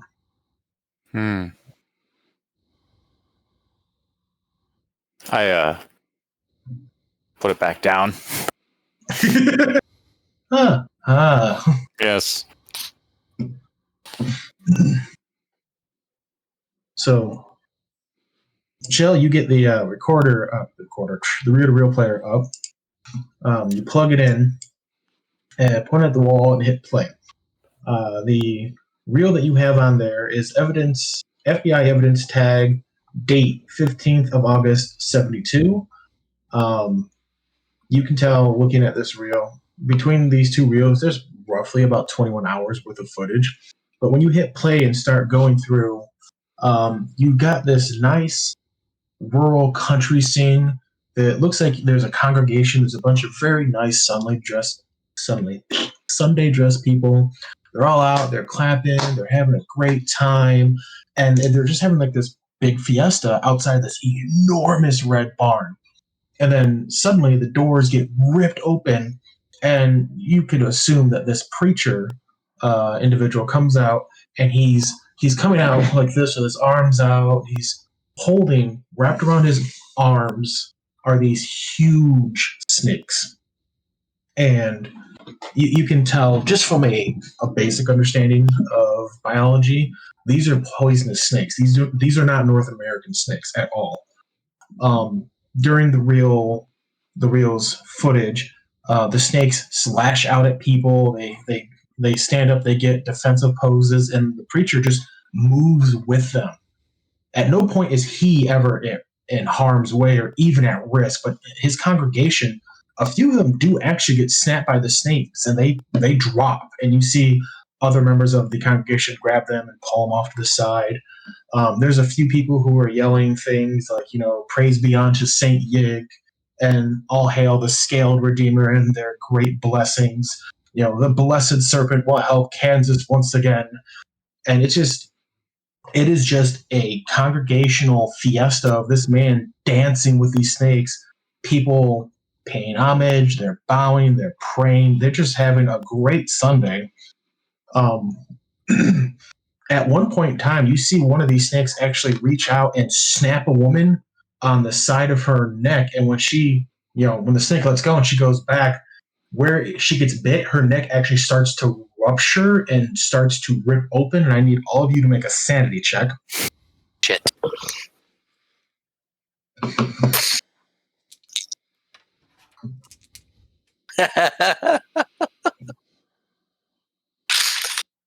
So is that rolling underneath your points? That is rolling underneath your current sanity. Yeah, it's just SAN, but for some reason it has a note that says sanity points. Is that correct? That's it. Mm-hmm. Yeah. Yeah. So I roll under my max for now. Or no, my current You're stat. under your current. That's right. Yep. Oh yes. You're gonna love this. Double Yeah. crit. I failed and I rolled 66, yo. You critically failed. Fantastic. Metal. Horns of the devil. Agent Schell, did you lose? Schell? Oh yeah, I fail. All right. And Agent Kamaroff, did you succeed or fail? I succeeded. All right, Kamaroff, you have no effect. Gabe, you're losing 2 sanity. Mike, you're losing 1 sanity, and then you don't know what the hell's going on. Like, you all see this happen. Gabe just is like, oh my god, he turns away real quick, and Schell just kind of sits there and just starts blinking. And you don't remember what you just saw.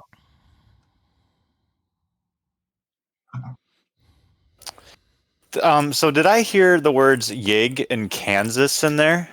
You sure did. So I'm starting to think, I'm trying to draw comparisons between like Appalachian snake handlers. I know that there's esoteric verses within even the Aramaic scriptures of the New Testament that talk about you'll be bit by snakes and yet you will live. And that belief was imported to Appalachia. But Appalachia, it's strange to see it in Kansas. And I believe I've only come across a reference to Yig. Maybe there's a strange tome in the Miskatonic University in the library, something called the Necronomicon. I'm trying to piece together these disparate parts. Yig is a very strange term, but I think I've seen it in odd writings. It's a pretty weird home movie, wouldn't you say there, Schell? Schell. Hey, Huh? Schell, you enjoying that? you all right? Did you hear anything I just said? What? I'm sorry. What? I don't. Oh, you got the player going? Okay. Is there anything It's okay. important on the player? No. Sunday meetings? Yes. Sunday meetings. Good time religion. It's fine. Oh, are those snake handling people? Mm-hmm. Yes. Some strange beliefs. Here, let's put this away. Let's pack this up. I think we saw what we needed to see here. Wouldn't you say, Kamaroff? Yeah, pack it up. We'll take it back with us. Probably take this stupid board too. Maybe take everything off the board. Is there an envelope around, Vece? Could put this stuff into manila envelope of some kind. Yes, I've got. Go ahead. I was gonna say I've got that accordion file that I'd been putting all those tax docs in. I grab the accordion file and I start untacking some of the stuff from the board and putting it in the file, folding stuff up if it needs to. I'll wrap Make that sure you bone keep hat. those things together. What was on the recording though? What do you mean was on the recording? You just watched it for like, I don't know, 3 to 5 minutes. What was it? We saw it in the whole movies. You told us. It was like Snake 30 handlers. seconds. It's like 30 seconds of snake handling. Is that it? Some Jerry Jones guy walking around with snakes in his arms, throwing them in front of people's faces. I don't know. Some weird family picnic, if you ask me. I'll wrap up the knife if I may. I don't want to handle it. I have a strange aversion to that. In the white fabric, I think I heard that was wrapped around the board. Mhm. And I mean, if we think we've got all the stuff, I'll start helping to carry this out to the trunk of the car. Yeah, I mean, if you want to do another cursory check of the house, by all means, but yeah, you got a footlocker full of stuff. No, I want to put this in the trunk of the car, and if Kamaroff is coming to help, I want to say, I think we have one more task here. I want to see what's in that septic tank before we burn it. Probably a lot of poop.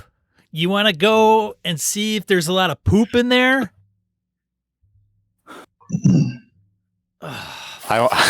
If that's what it is, I want to uncover the things no one has found. Oh, That could be some deeply mysterious poop. Yeah. Well, I suppose I'll make sure. Whatever. Fine. What are we going to do? We're going to blow it up like the note said? Maybe not. If there's nothing there, there's no point. Well, how? We don't want to start a forest fire up here in northern Wisconsin, do we? Or do you? I can imagine worse places to start a fire, I guess. Yeah, crazy hunters up here, you know. Got to be careful. Can be a little kooky up here if we run into any natives.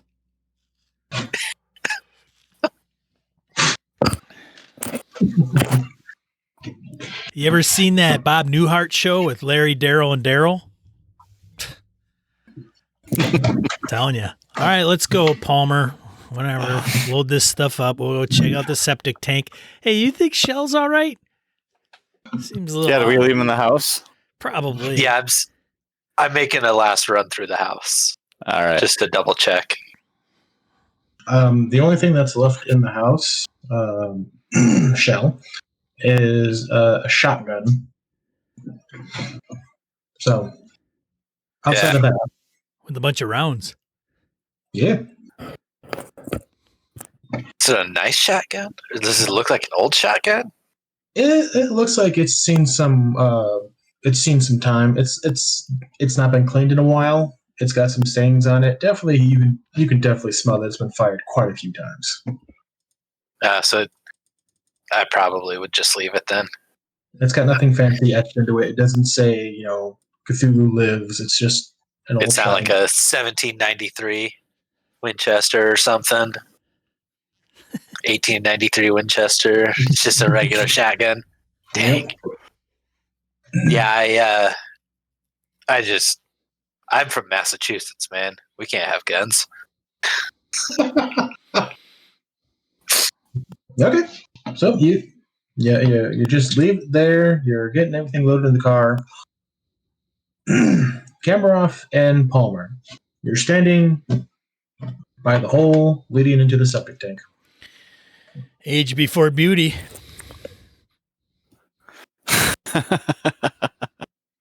I'll hop on down there. I imagine that you have sloping sides, so it's not. Yep.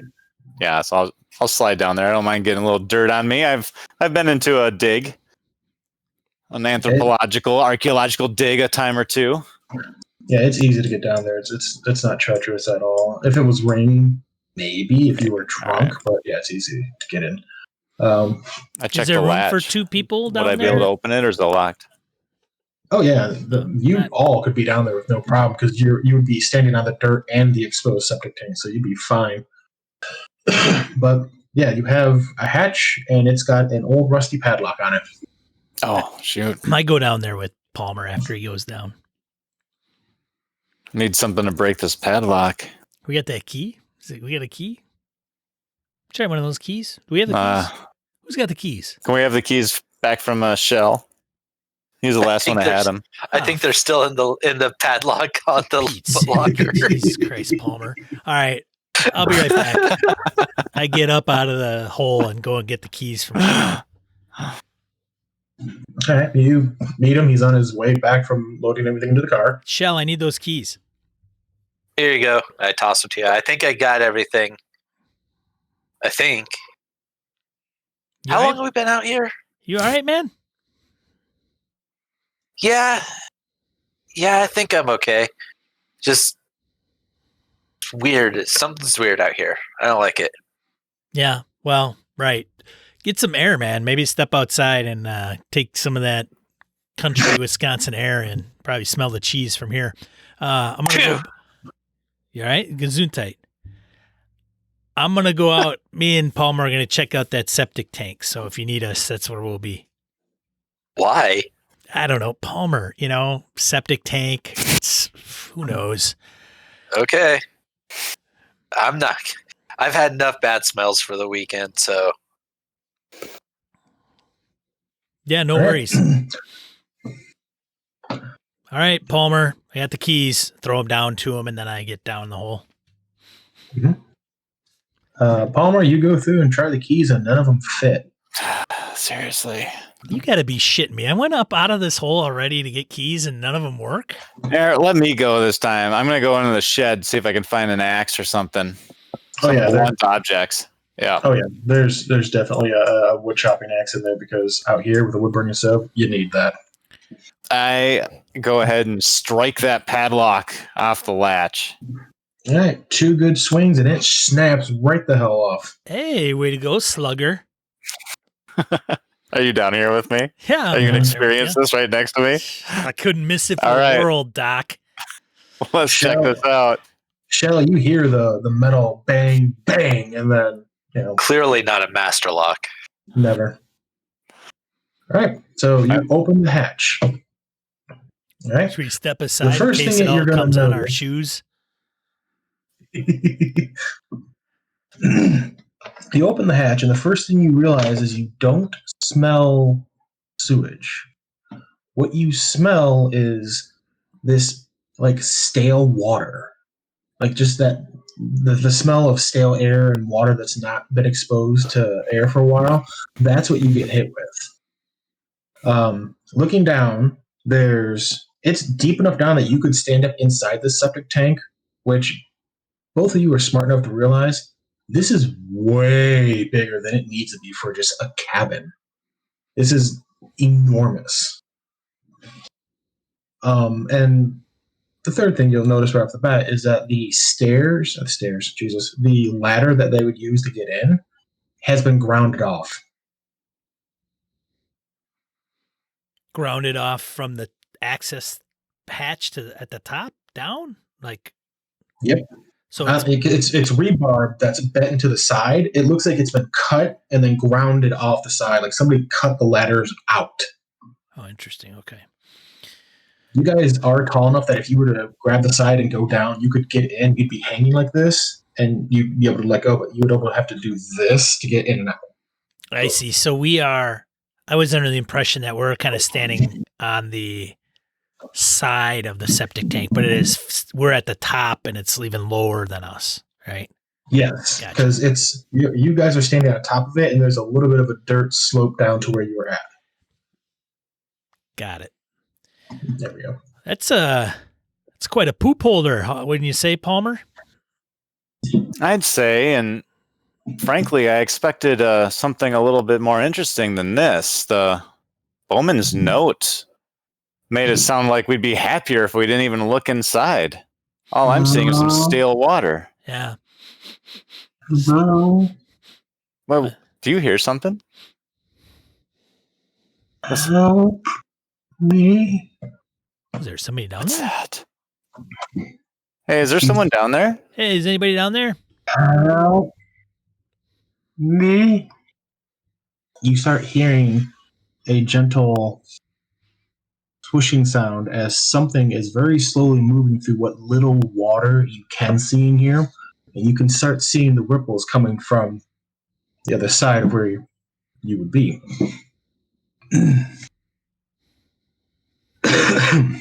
Come here. Who's down there? We'll help you. Help Take out my phone and I put on the light. me. Put on the light and shine it down into the hole. You turn on the flashlight, you kind of lean back so you can get a better look. Even with it being roughly about 1 o'clock, you're at a good enough angle you can still see in there. And you can see kind of crawling is towards the light. There is a woman very slowly, and she's very shakily going, help me. And she's putting her hands out, and she is struggling to drag herself towards the light. Shit, Through Palmer. the water, just Yeah. to be clear. She's in the water Yes. too.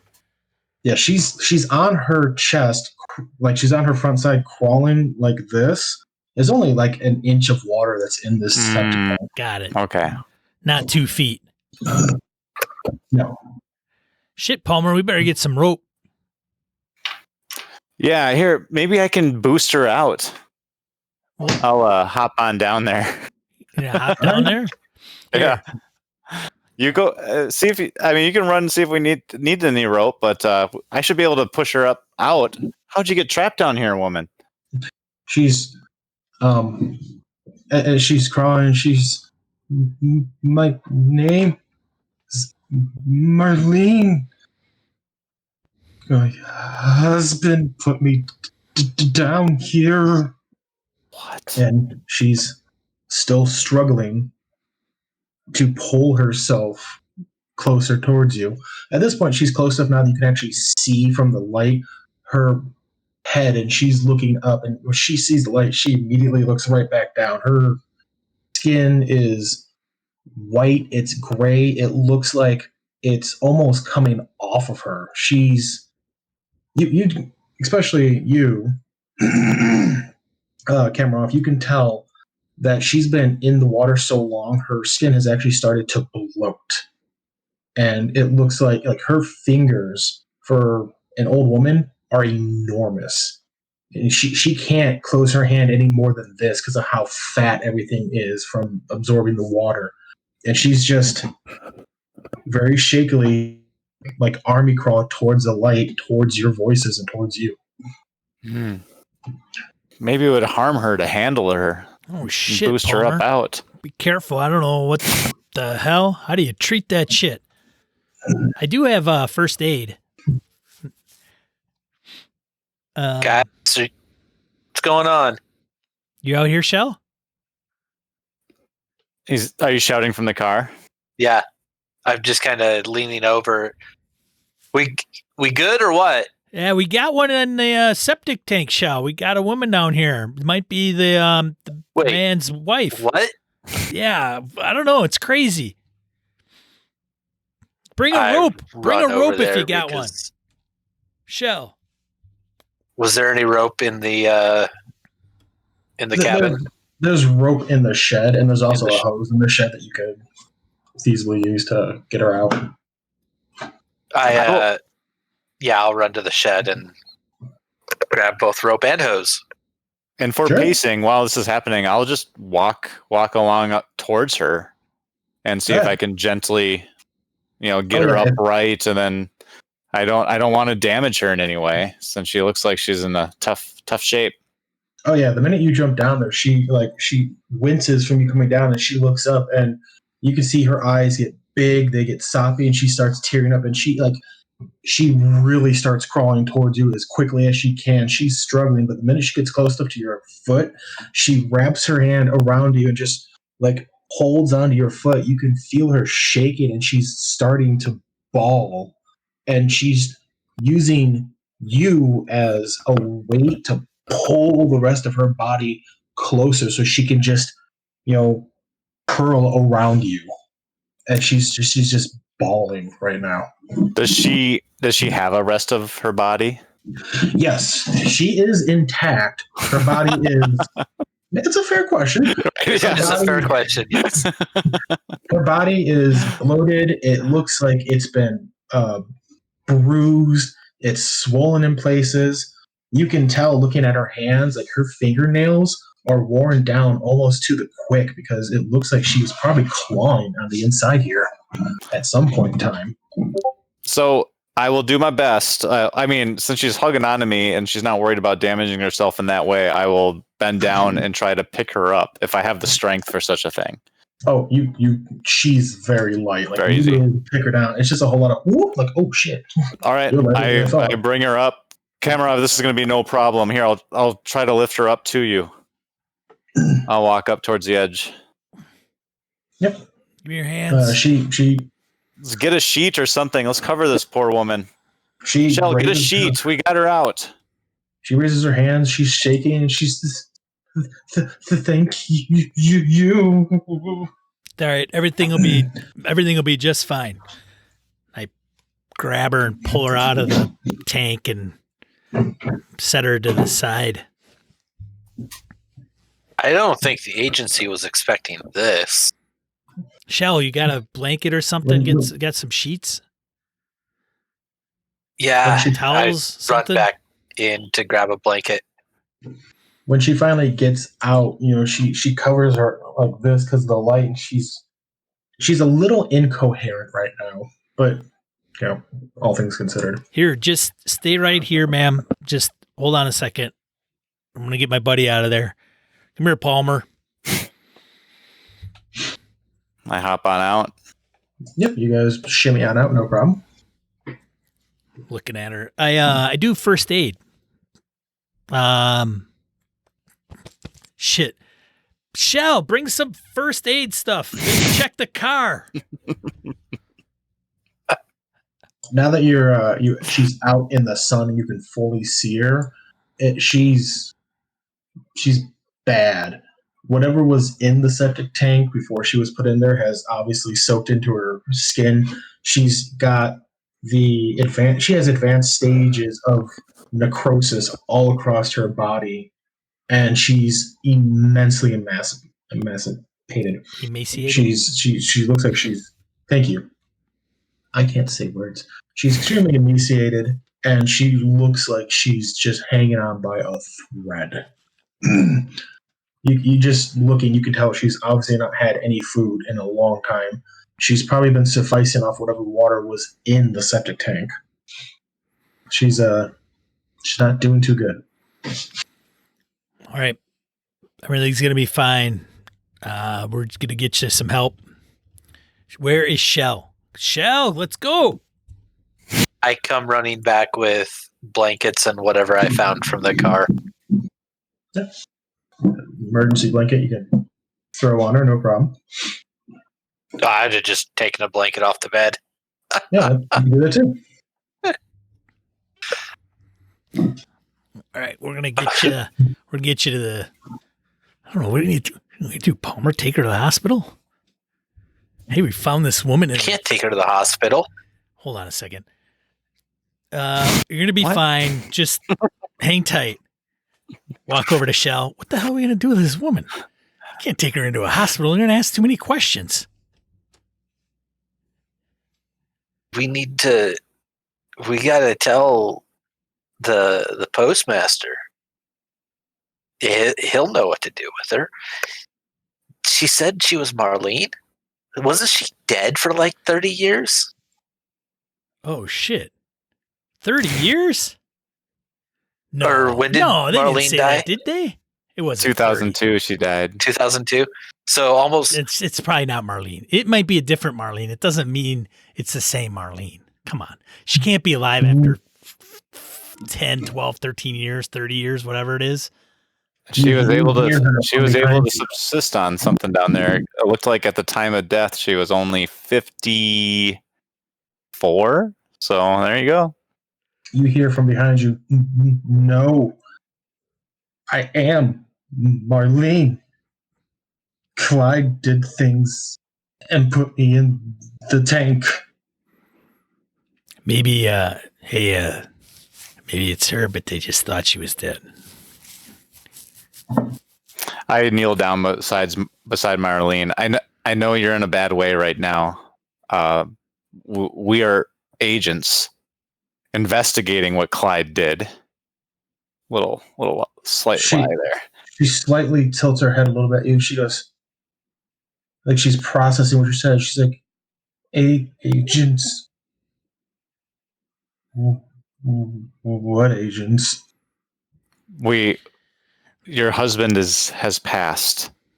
Whatever he has done to you, he cannot do anymore. What is it that he did to you? He tampered with work. He brought home books when he would leave. He wasn't supposed to. He was supposed to turn them in, and he brought home some books, and he read from them, and he did something, and it didn't go right. Where are these books? Good role playing, Chad. They were taken. He took them and hid them after he failed. He hid them, gave them to somebody. They live in Illinois. Another coworker, another agent. They're hidden in bunkers somewhere in Illinois. I don't know where, what agency. Where in Illinois? Do you remember, Marlene? Do you remember a town? I think I know. Is it on that bulletin board? I pull out my phone and I'm like, I rush back and I grab that central photo. Dude, where are you going, Schell? I got it right here. Oh, here. I give him my phone. Yeah. If you don't know how to use it, you pinch to zoom. You should be fine. I know how to use. I know how to use an iPhone. Here, this one, and I point to that. It's the photo. It looks like it's out in a farm, or not in a farm. It looks like it's, I don't know, Vece complex. Amboy, Illinois. Oh. Yep. It says there's bunkers here, so this has got to be what she's talking about. How long? When was the last time you saw Clyde? Like she knows years passing. I like that. I don't know. Maybe weeks, years. I don't know what time it is, what day it is, what year it is.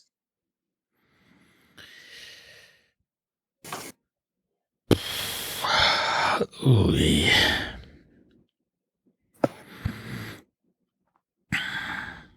So I get closer to my colleagues. So you guys are saying that we can't treat this woman at a hospital? Kamaroff, does the agency have any off-grid facilities that we can take her to?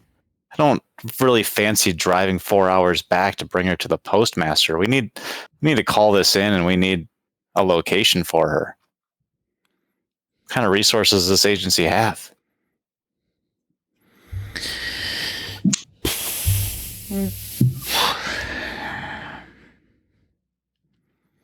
There's got to be something, but we're not going to get a signal here. We've got to go at least 2 hours south in order to get any kind of signal. All right. Well, I'd feel good getting on that then right now. Let's see if we can pack this woman in the car and get going. All right, hold on a second. Let's slow down. Let's think about this for a second. Well, let's get her into the cabin. Let's put her on the bed, get her some sheets, and get her warmed up. The temperature's probably dropped 2 degrees. And then let's talk about this. Okay. Yeah, it's a. All right. You're the expert in this, I guess. The closest thing we have to an expert. I mean, Kamaroff does have a extensive set of skills that would put them in the expert range for this, yes. So I'm going to escort her back to the cabin, put her in a place, lay her down, just stay right here. Don't move. We'll be right back. And then I motion these guys to meet me outside. And then I'm like, look, all right. I'm all about treating her, but she's been dead for how long? She's not dead. They have her down. Yeah, but she's dead on paper. So we're going to take her. We're going to take her to like a hospital or a medical facility and go, hey, here's this dead woman that's been dead for a while. Oh, and never mind the fact that her skin's starting to fall off because she's been in a well with water up to her ankles for the last, I don't know, who knows how many years. Kamaroff, you yourself said this was Wisconsin. It's full of crazies. Bowman was a crazy, just like Geen, just like Dahmer. We just scrub all of the evidence that your agency doesn't want found, and we're golden. Just another nut job up here in the Wisconsin Northwoods. But they're gonna look. They're gonna look into it. What if she talks? What if she says something crazy and gets these guys all? Can we risk that? I don't think we can. You know that the state police, the FBI, everybody's going to start looking into this. And then they're going to start asking, how did you come across the cabin? All right. Delta Green, I don't want you calling me anymore. This is unethical. I'm going to study anthropology, and I'm done. You don't want my resources ever again. They're not going to let you out. People aren't expendable. They're not going to let you out, Palmer. This is what you're brought in for. Come on. I don't know. All right. We can't take her to a hospital, but we can't just leave her here. Well, can we? Well, now she knows who you are, I am, and Palmer. She's going to know who us three. So we're just going to leave her here and say 3 guys helped me out of the well? She doesn't know our names. That's true. And what's she gonna? Until I what's say, she gonna hey, remember? Schell, hey, Palmer, go grab me the rope. Go grab me the blankets. She's gonna remember that until people get out here. You want to take that chance? not really. But, we don't have any good options here. Man, I don't stand trials very well. I'm not that kind of person. People are so paranoid. She's trapped in a cistern for how many years? 20 years or something like that? 20 years? She can say anything. Think she's been down there for 20 years, Palmer? Come on. That's impossible. He's probably been hiding her somewhere else and then finally got sick of whatever was going on and then threw her in there, forgot about her, and then he ended up dead. Hey, Vece, can I tell how long she's been down there, legitimately? Yes. With your skills in biology, forensics, and first aid, and medicine, you could gather. Yes, and medicine. You could gather she's had to have been down there for a couple of years. All right. Like you do not see what her skin is doing. You don't see that in normal cases. All right. Tops, she's been down there for 2 years. That sounds crazy.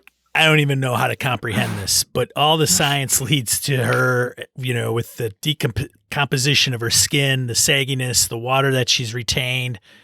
I don't understand it, but she's been down there for probably 2 years. That's crazy. I don't even.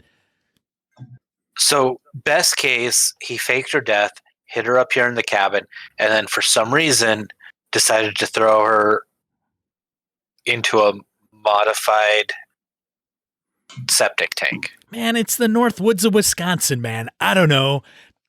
They get fed up with one another. He wins the fight and she ends up in a tank for 2 years. This is what I think we need. We don't need to solve the case right now. We know where we're going next. The question is, Kamaroff, and I'm looking at you. Are you suggesting that you're going to close up loose ends right here, right now, travel light? Or does she get on in the car with us? All I'm asking is we get her in the car, we start driving. Once we get a signal, we decide then whether she goes to the hospital or you bring her to one of your remote facilities. You got to have somewhere you can bring her. We can disappear her. The Bureau's never going to let this slide. They're going to be all over this damn thing if I bring her into a federal FBI safe house of some kind. That's not going to happen. That's crazy. And you think you're going to put her in a car and take her down to Illinois with us? Man, this ain't Weekend at Bernie's. What are you suggesting, Kamaroff? Do I have to go for a long walk and look for those maple spirits? Meet you back here in 20 minutes? We never should have opened that tank.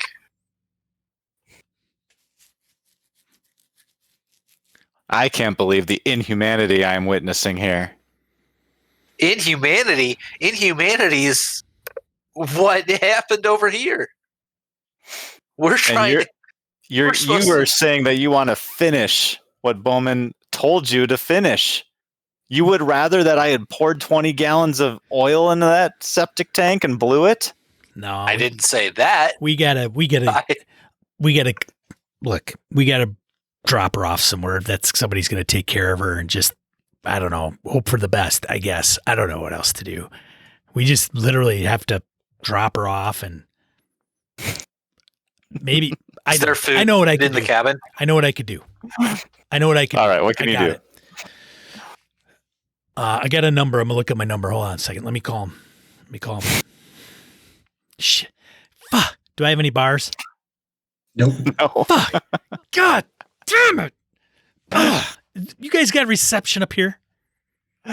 No. We haven't had reception since we turned off onto the dirt road. Christ. All right. That's why we need to get her in the car, man. My church group here? can help. They could probably help. They can help me out. Perfect. But it's going to be, I don't know, maybe they've got a congregation here that might be able to help somewhere. Maybe Madison or outside of Madison somewhere. But I can't get a hold of them, and I'm not quite sure. Obviously, because So we got to start driving. Fine, let's get her in the car. Let's drive until we get some bars. I like it, man. All right. I like it. Drive until we get some bars. Call your church group. Figure out if someone can meet us somewhere.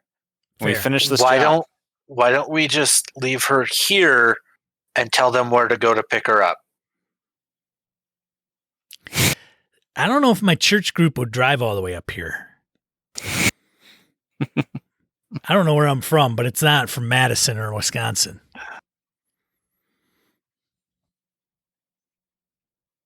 Am I? There's That's your decision. Huh?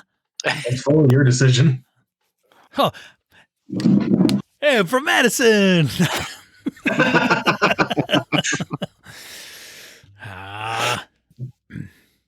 All right. We can't take her. What are we going to do with her? That's fine. We'll take her to civilization at least. Call somebody, I'll let them know, and we'll see what we could do.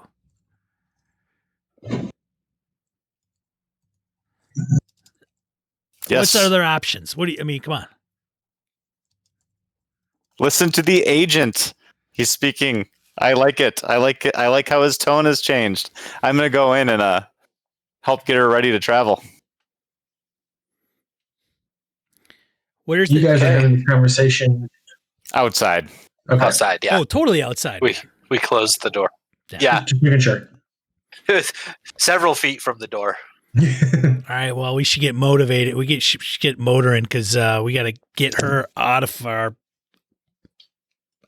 Just get her out of our hair, and then we got to get down to Illinois. And Illinois is going to be. That's another like 2 hours south of Madison. We're talking about 6 hour drive, and it's what time? 9:51.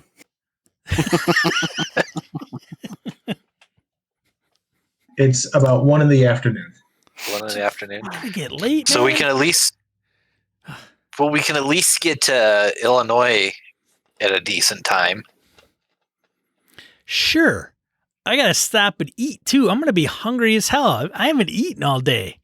And freaking Palmer, I might have to bum a smoke just to tie over my appetite. It's all right. I have a carton in the car. Shocker. I believe this. What do you smoke? Marbs? Camels? Probably not unfiltered freaking Lucky Strikes, don't you? Camel straight. Didn't think they made them anymore, did you? Man, I thought cowboy killers were bad. Whatever. Yeah. All right, let's make this happen. Are we done here? Are we done here? Yes. I think we're done here. Yeah, I got as much as I could find out of the cabin. I'm pretty sure I've got everything. All right. Let's go. I help her into the car. Yeah, She's still alive.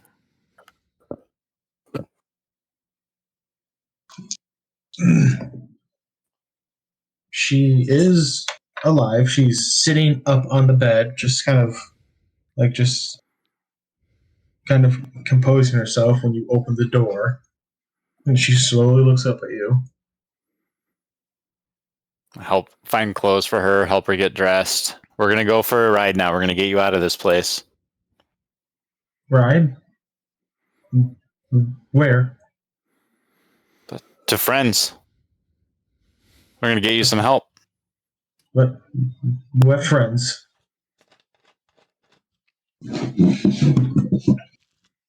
What help? What friends? I've got some. Not Clyde's friends. No, not Clyde's friends. I've got some personal acquaintances that will be able to help you. They're very hospitable folk. You're gonna have to trust us, Marlene. You don't have much of a choice. You're in rough shape, and you need medical attention as soon as possible. Where? Well, are we going? Look to the others. We've taken you to a safe place.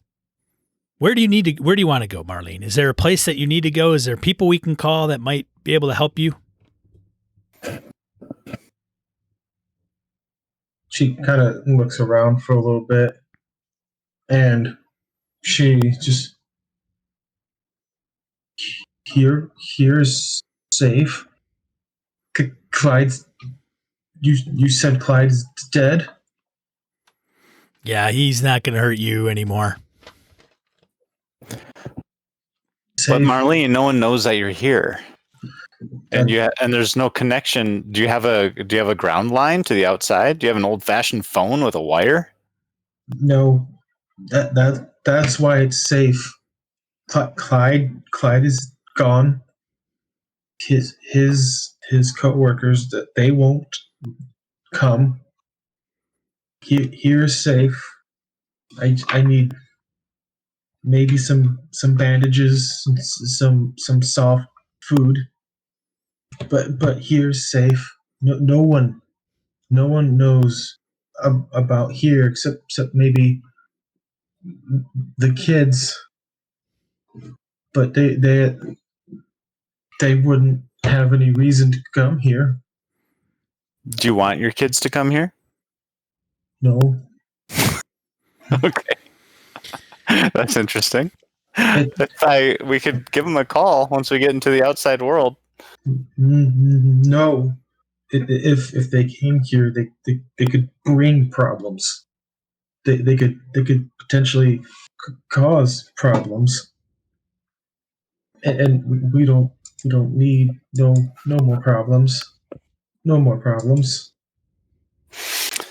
Kamaroff, is this convenient for you? I say under my breath. It's not. Might as well leave her here. Maybe I can get a church member group to check in on her or something. She's looking around, and she looks to the side of the bed, and she slowly reaches down, and she struggles, but she pulls the shotgun out. Whoa. She just puts it on her lap, and she goes, "It's safe. Safe here. It's okay." She's got it. She's like, "It's mine. I will be safe. Nobody will mess. Nobody's messed with us here.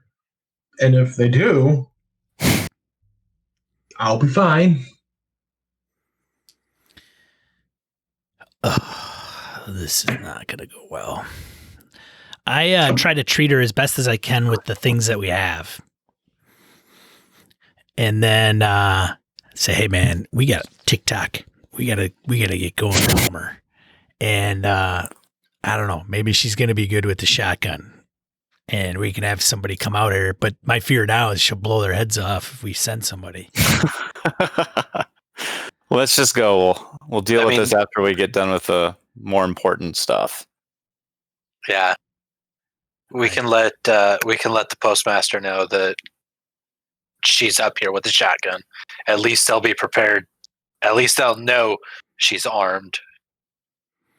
It may not turn out well, but I mean, code words are a thing, you know. Who knocks at my door? It's the Maple Lord. Oh, you can come in. It's fine. You know, these are things that people do. this is true. All right. Yeah, actually, set up a code word for her. Look, if us or our friends come back, they'll use Kamaroff's name. Not my name, you Ken. Jesus Christ. Maple Lord. It was Maple Lord. Maple Lord. There'll be a guy that identifies a guy or a woman that identifies themselves as Maple Lord. And if they show up, they're here to help you. All right, Marlene? What's the word? Maple Lord. That's right. All right. King of Canada. Right. Yes. I got it. Good. All right. You've got the bandages are on her. You've got ointments on her. She's got like a long sleeve button up shirt she's got on that's covering up right now. Thank you. Really, thank you. All right. Well, so much for that. Throw the stuff in the car. I'm eager to get back on the road. Yeah. Here, I'm going to smoke a cigarette. I'm going to put the window down. let me get one of those, Palmer. There you go. Have a square. Got a light? Yeah. These cars don't make lighters. I don't have lighters in them anymore, do they? No, freaking communists. All right. It's a very quiet drive back. Very quiet. You set out from the cabin. You have to meet the case officer in 25 hours with a report and any evidence of Clyde's involvement. What do you do? Get trucking down to Illinois. Yeah, we've got to get to Amboy. All right. You hit the road, start heading towards Amboy, Illinois. It's going to be about a 6-hour drive for you to get there. Hey, we go to a drive-through. You guys want to get some Mickey D's or something, man? My stomach is going nuts, especially after that cigarette. Jesus, how do you smoke so many of those damn things, Palmer? Freaking addicts, I tell you. Yeah, we need to stop somewhere. My mouth feels like a freaking cat shit in it.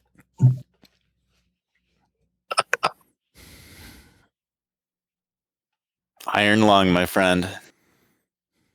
Gonna be in an iron lung one of these days. Palmer, you got a significant other? No, I'm afraid I don't. Well, might help if you kick the habit a little bit, man. That stuff stinks, you know. You could say I'm married to humanity itself. How poetic. I don't think I'd ever be satisfied with just one other person. I need to study all of them. All right. Very provocative of you. So you have a 6-hour drive. Ah, Christ. I hate these things. Every 40. Everyone check your pockets for change. Yeah, a nickel. We still got a nickel. Hold on a second. We still got $12 from Clyde. Yeah, a quarter.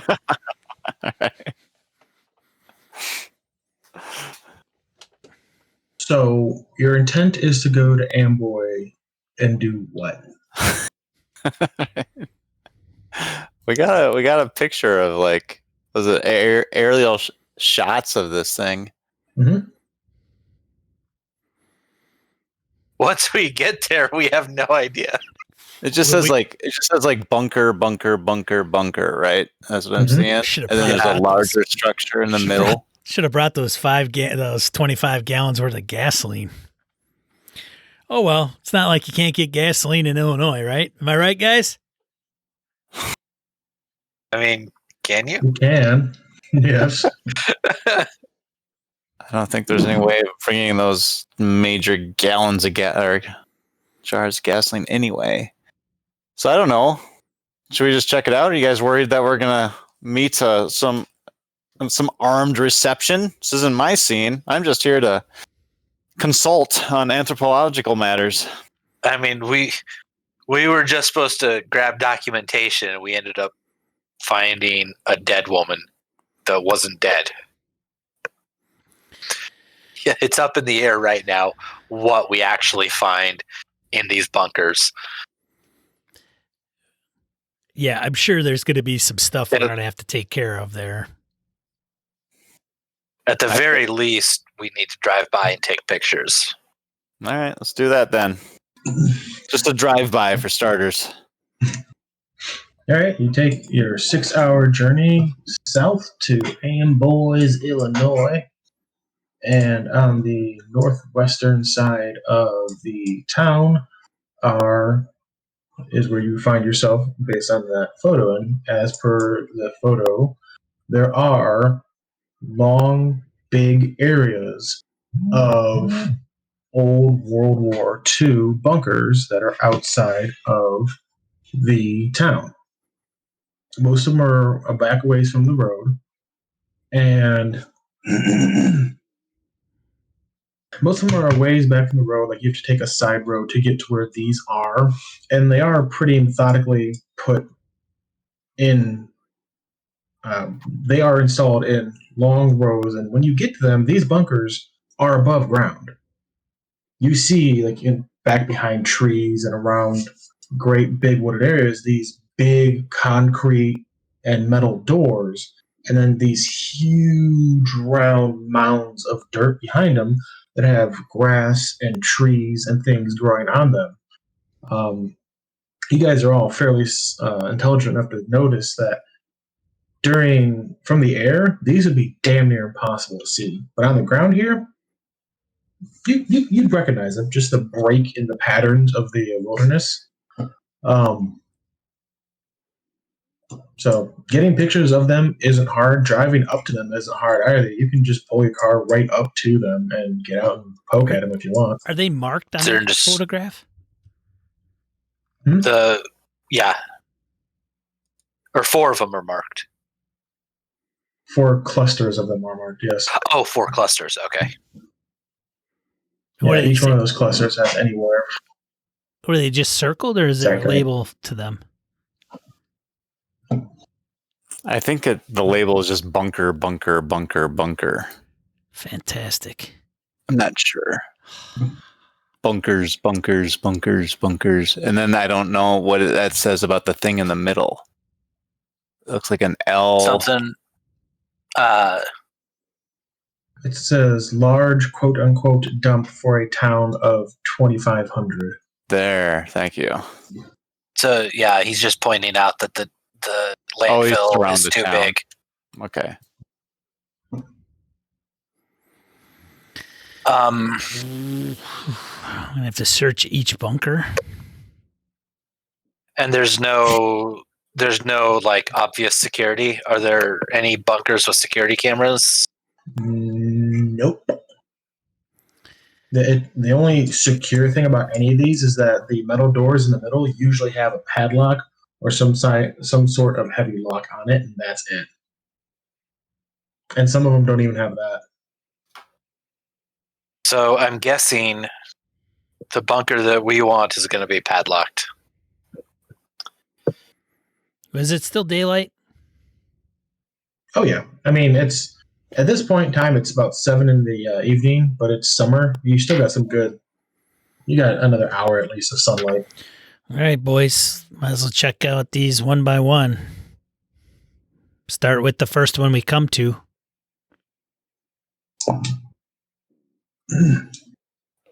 Yeah. I mean, we're going to have to. We're going to have to double check. The agency's not going to be happy if we leave something behind that somebody else finds. Yeah. Yeah, about that. The closest cluster and the first cluster that is outside of the town is there's about 12 bunkers there that you can get to, and within an hour you could reasonably open up and search them if you so choose. Well, we hope searching entails opening them up and having them be completely bare of anything and then going on to the next one. Hopefully all of them. Yeah. The first 9 that you open up, they're not padlocked. They have, some of them are just complete empty, like they are just old storage facilities that aren't used anymore. 1 or 2 of them look like some kids maybe sneak in here and drink in here. You see a large amount of, stashed away beer cans, some beer bottles. A few of them have raccoons that are just as surprised to see you as you are to see them. But nothing inconspicuous or outstanding in any way. That's just the first 9 of 12? Of the 12 that's close to town, yeah. The other 3 are padlocked, which I imagine you break the padlocks off somehow. These look like they're actually used for storage. Like there's the first one bust open. The first one you bust open has an old 57 Chevy in there. It's got a cloth over it. There's car parts in here. It looks like a mechanic's workbench. Another one you bust open looks like somebody has a mobile home in here, and maybe at some point in time was living/camping out of this bunker, but hasn't in a long time. And the last one you open up just has a few. It looks like somebody got evicted out of their house and they just threw everything in here and maybe forgot about What it. in the last one, VC? Contents of a house. Like somebody was evicted out of their house and they just took everything in here. There's furniture, there's a bookshelf, there's an old TV. So in the one with the car, you guys want to check the glove compartment, see if there's a registration in there. Check out the trunk too. Yeah. We've not had good luck with enclosed spaces, but sure. Yeah. Take the cloth off. You pop the trunk. You pop open the glove compartment. There's an old pack of cigarettes in the glove compartment. I give him the palm. There's some napkins from a Dairy Queen. You didn't remember seeing a Dairy Queen when you came into town, but there was this big lot that was empty that looks like it could have held a Dairy Queen at some time. Doesn't now. But nothing out of the ordinary. The trunk has a spare tire. There's a small wooden crate with these little jars that are labeled with a Sharpie FFA water, and that's about it. I take a picture of the car. Is there plates on it? No. Is there a VIN number? Yes. I take a picture of the VIN number, the car. Is there anything else in this one? Nothing. That's take a picture of the trunk. Yeah, okay. If nothing else, you've got a 57 Chevy now. Can't steal it's a perfect cars. Getaway vehicle. I'm not in the market for stealing cars, Schell. Come on. It's found on property. Close it. Found abandoned, given to new home. Close that one up and go to the next one. Next one's got an old. It's the one with the guy, individual. The next one is the one with the camper. It looks like somebody was living out of for a little while. There's old clothing in the camper, some old newspapers that date back to the 70s. You've got a pile of cans that looks like they were slowly being migrated into a trash can, and then that effort was just given up on. I don't think there's anything in here.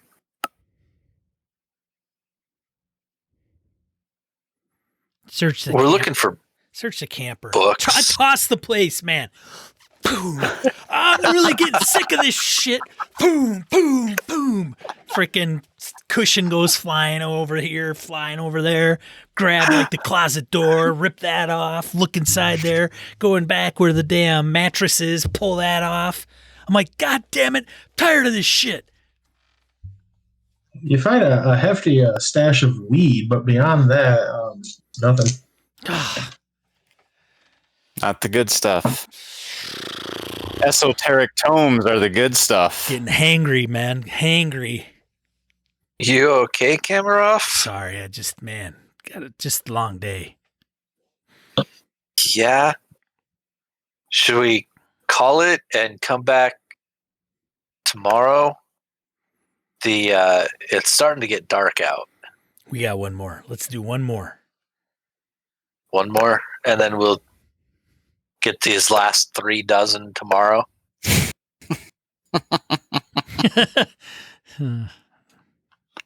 What are we doing? I mean,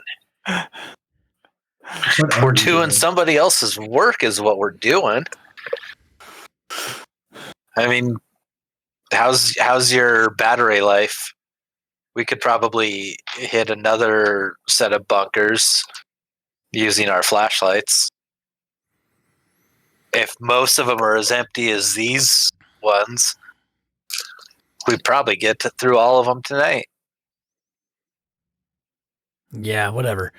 That's fine. I mean, it's not like it's midnight or anything at this point, but Just tired. Tired of being running around.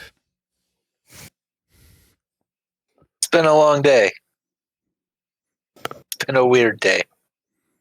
All right. Well, A let's very get weird to day. it. I'm good to go if you guys are. All right. I guess we're gonna head to the next.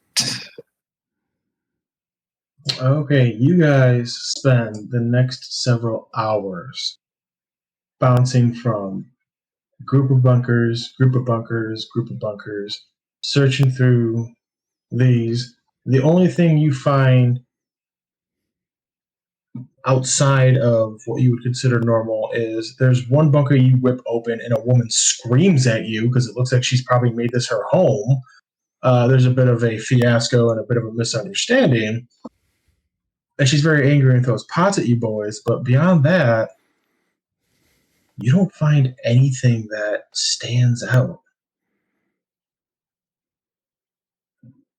By this point, it's about 1 in the morning, and you have less than 14 hours before you have to meet back with the case officer and give him the report.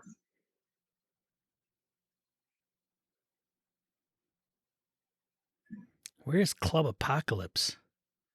Yeah, I New York was. City. Oh, we're not driving to New York. Is it New York? New York, New York. Doesn't look like it.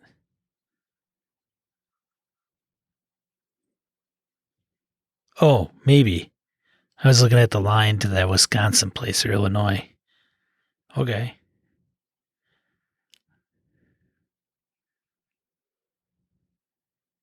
They're all dead. Oh, Park full of wood. 1960. Oh, this shit makes sense. Freaking guy. San Francisco, Loch Ness Monster. What about this park? We're gonna have to come back in the day. Yeah, what about National He's Park? no, not Yosemite. He's got Yosemite pointed out, but if you look at the photo here, he's got the park full of wood carved statues. The photo. Let's just head into town and check out this park that he's talking about. What park are you talking It about? looks like it's right in the middle of town. And I point to the picture of the town, and there's a little arrow to the town that says "Park full of wood carved statues. Creep me out."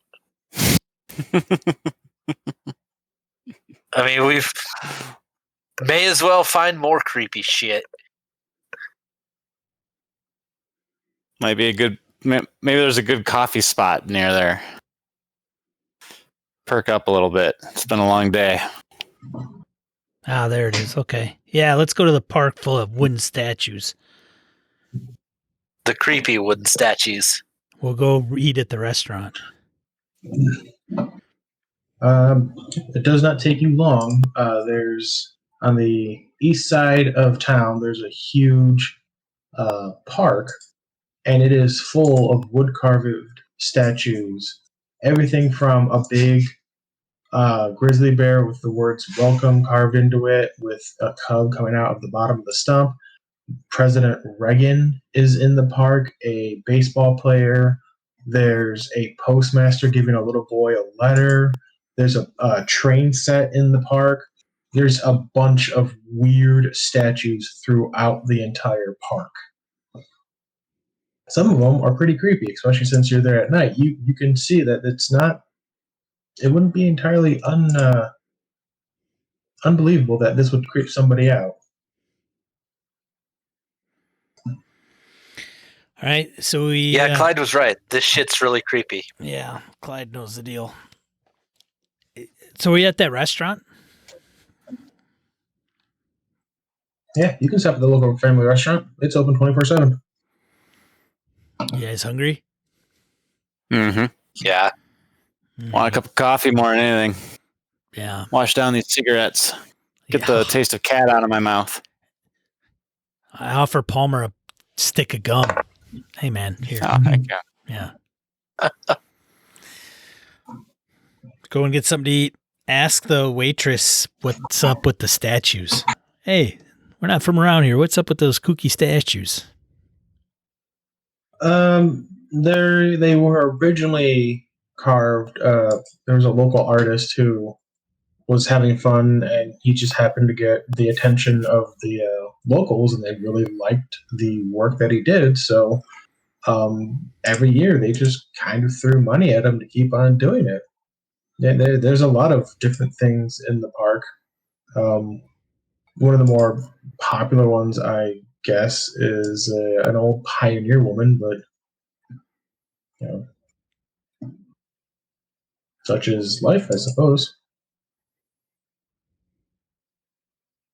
Yeah, we drove by there earlier. It's a little creepy at night. Yeah, it can be. How long's those wooden creatures been, or wooden creatures? Those wooden statues, how long they've been around? I think the earliest one was commissioned in '48. That was I think that was the soldier one that's out there. It's meant to be a commemorative honorary statue made for the people of Amboy who went and served. Makes sense.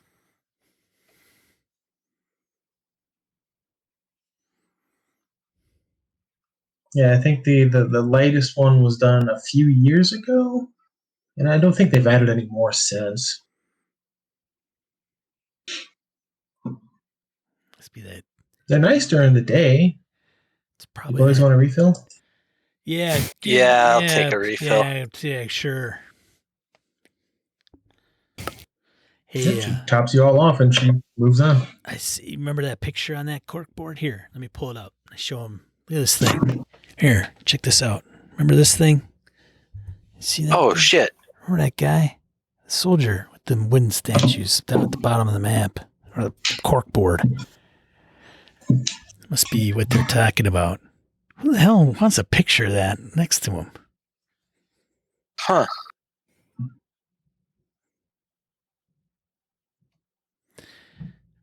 I don't know.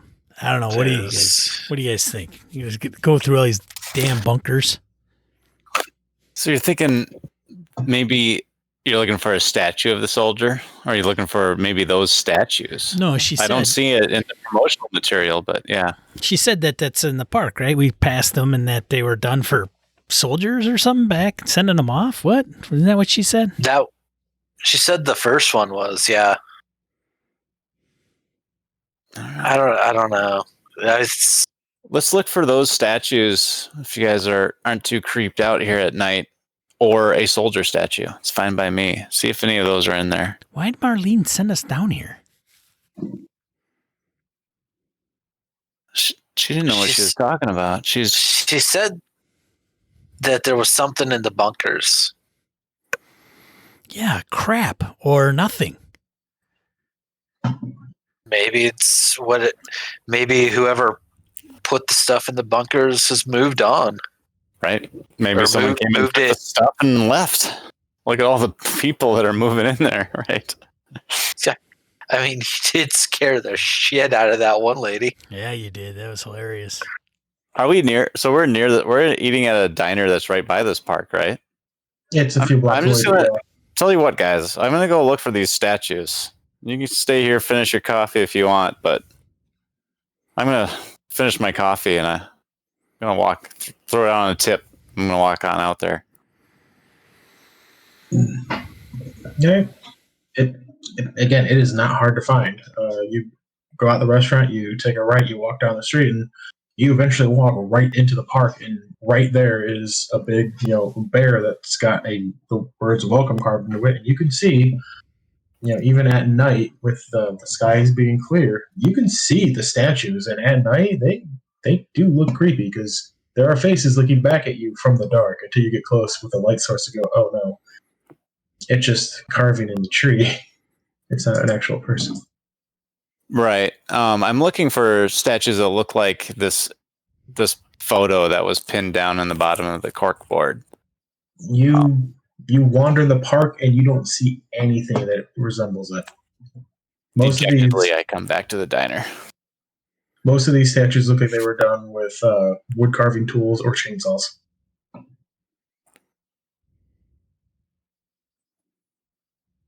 What's up, Palmer? It's like I'm in a Neil Gaiman novel now. What's up, Palmer? You're back Hey. already? Statues didn't work out? They did not. Hmm. All right, let's just check those bunkers tomorrow, and then case closed. Yeah, That's what I think. that sounds like a plan to me. One last spin. Yeah. So, if you guys go to the local motel, crash, and get up at 8 in the morning, that would leave you 6 hours, which is just enough time to get back to the case officer. Well, what happens if we're late? Yeah. You're presumed dead, or you are. They send another team after you to find out what happened. All right, that's fine. We'll do what we can. Yep. I guess we're going straight back. Yeah. Do you want me to roll a sanity to try to get a little bit of rest? I forgot to do it the other night. Sure.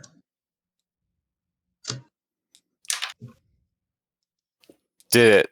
Should I roll for the other night too? See if I lost any sanity? No, we can say that. Forgot about that. Circumstances where they were fine. I managed to get to sleep. You look All well, the cigarettes helped. look well rested, Palmer. That's right. Thank you. I did. I managed to sleep last night. Staved off the dreams, the horrible dreams. Nothing quite puts a man to sleep like a pack or two of cigarettes. So,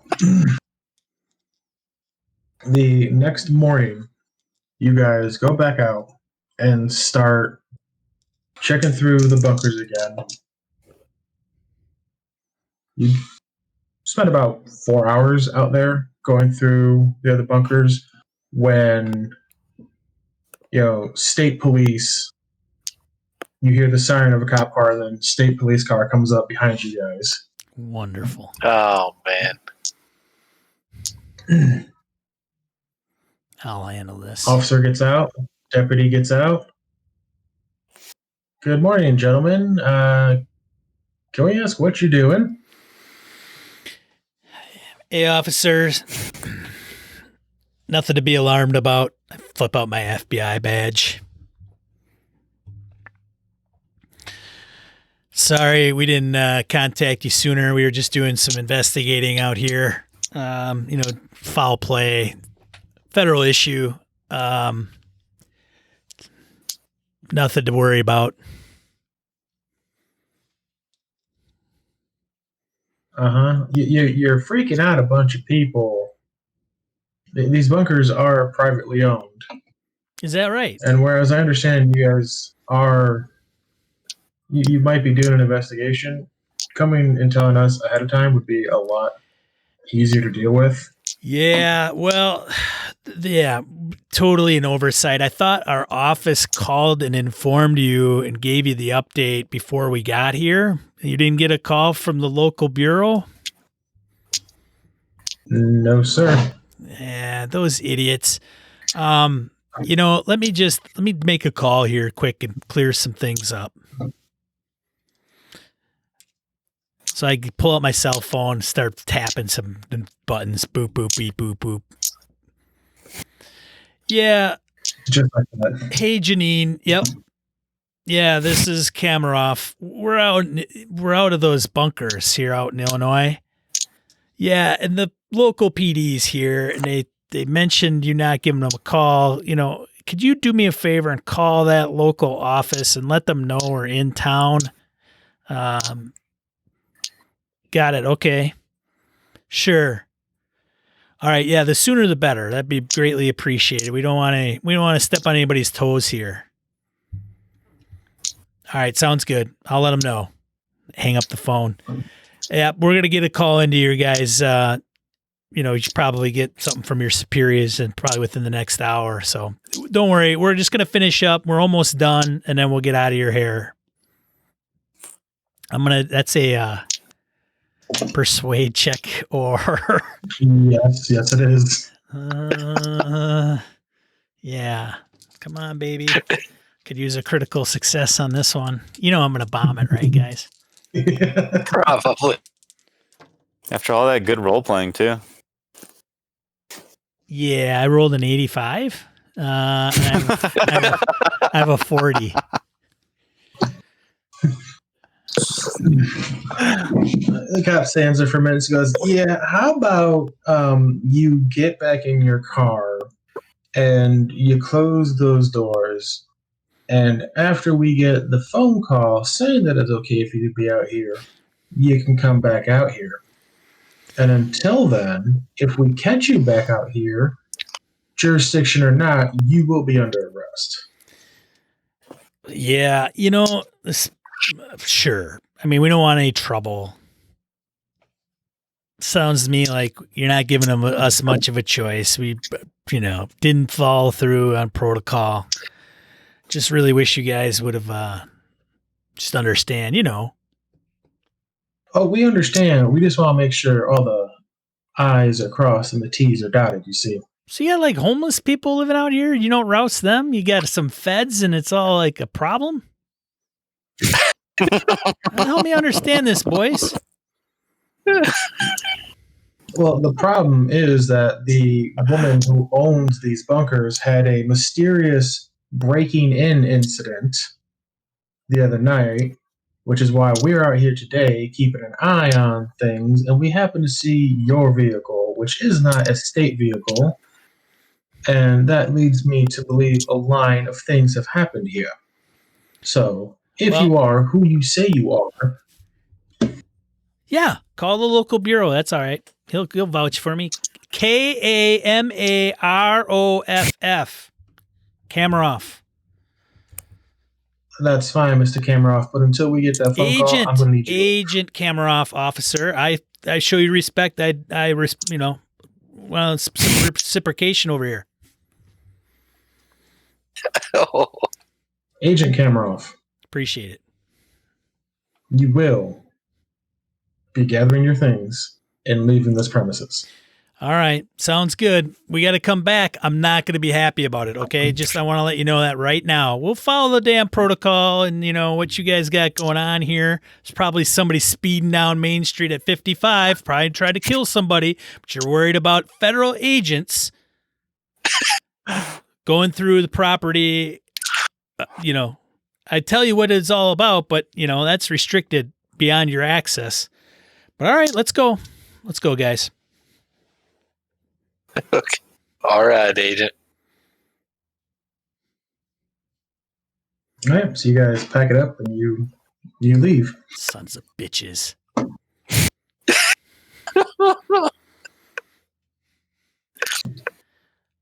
Hey, Barney. Now, see you later, Barney. Take it easy, Officer Fife. We'll be back later. Talk to you later. Hope I don't come down with like 12 DEA agents and find a meth lab in one of those. And you guys been overseeing it for the last couple months. That's all right. We got it. It's all good. It's all good. Going to jail. So you guys get back in your car and you're driving away. It is 1 p.m. The case officer is expecting you in an hour. Son of a bitch. Well, how far away are we? 5 hours. Well, it was 6 hours from the cabin, from where you are to get to the post office in Madison is about 2 hours. Yeah, we're going to be late. All right, let's go in Madison. We can make it. New landscape record. We're gonna be you can speed a little bit. We'll be a half hour late. Probably. That's assuming we don't get pulled over by the same cops. By the damn, they won't pull us over. Their jurisdiction ends at the fence posts.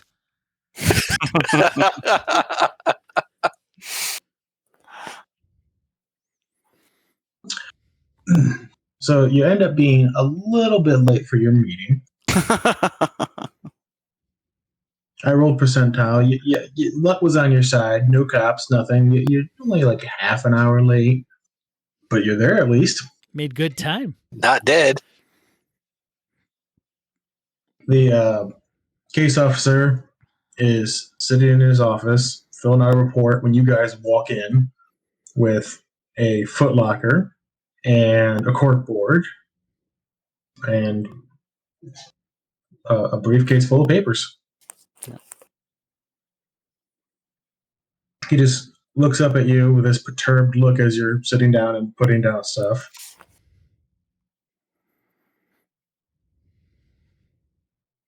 Punctuality, gentlemen, is a thing.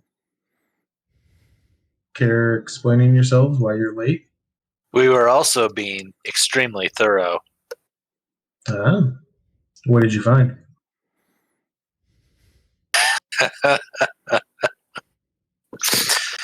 So it seems our boy Clyde was getting involved in something that he probably shouldn't have. His dead wife is really, really dead and is really terrible that she had passed away so long ago, but he had some type of animosity towards her that we couldn't kind of connect the dots. But Dr. Schell happened to come across this diorama that we came up with and some tax records, and I think you guys remember anything else, Palmer? We have this ceremonial knife here, human bone, Nordic runes on it. And there was some series of texts that they had left, or that he had left, in this location. And I show him the picture of Amboy. That's where we were this morning, double checking to see if these books or these manuscripts that he had been researching were still there. They were not, and the local authorities were not happy to have us there. And then there was the film that we found. You got that right, Schell? Oh, yeah. 30 seconds long. 30 seconds, yeah. Some kooky, some weird Jerry church thing. James Jones guy wandered flipping snakes in front of people, and who knows, drinking Kool-Aid, whatever.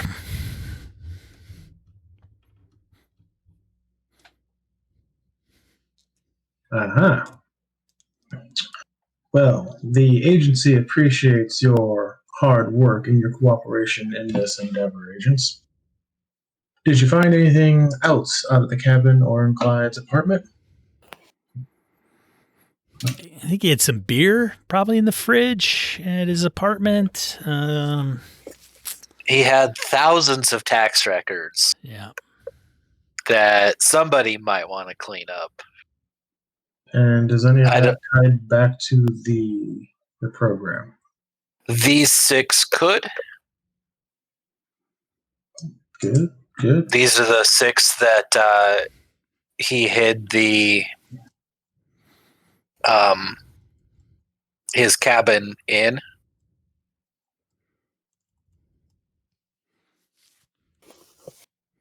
Well, it sounds like you all did a thorough job. Just an old man poking around and typical friendly cleanup. All right. I like an easy job. Thank you, gentlemen. He reaches into the desk and pulls out an envelope and hands each one of you an envelope. So this is your compensation for dealing with the situation. Nothing big, but it'll cover any expenses you may have accumulated. It's about $5,000 each. Thank you, sir. Appreciate the work. Yeah.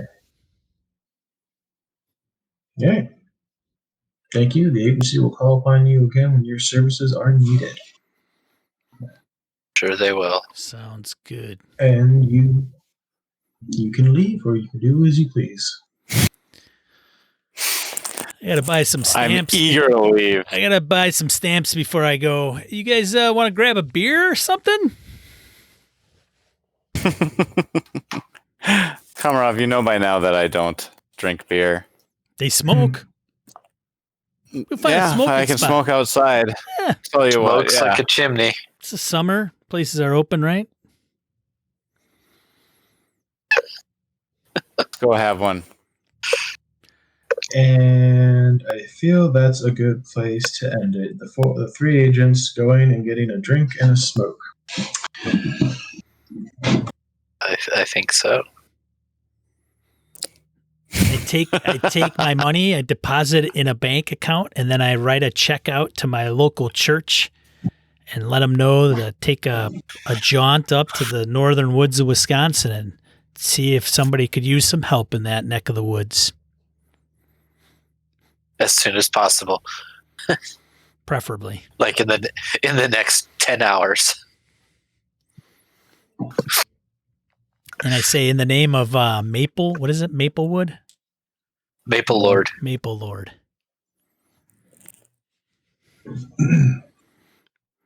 Well, Epilogue. Uh-oh. Oh, no.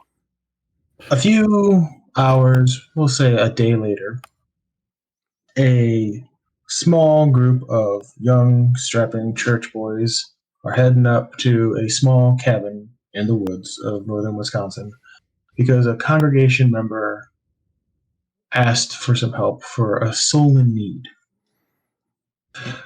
A small Prius pulls up and stops outside the cabin. They assume this is the right place. They knock on the door. Hello, anybody there? The door swings open as they knock. And as these young men enter the cabin, they see a scene of absolute horror as what looks to be a hunter has been ripped and thrown asunder in the cabin. And another individual who is bleeding out on the couch looks at them and does this and points as they turn. The thing that is Marlene lunges at them. And that's where we end. Oh, Jesus. well, that's gonna be it's gonna make the next sermon, I'm guessing. Shit. Thank you, gentlemen, for playing Delta Green's Last Things Last with me. That was good. Now I gotta know. Oh, man. What book is that in? I have run this adventure 4 times, and every time there has been a different outcome. Oh, really? Mm-hmm. Gonna sign off at Twitch. We don't have to leave though. All right, everybody. But thanks for everybody that's tuned Thanks in. for Appreciate joining it. us. Yeah. Thanks, VC. Thanks for Gabe and Mike for playing. Appreciate it. Yes. We'll all catch you next time. Thanks, viewers.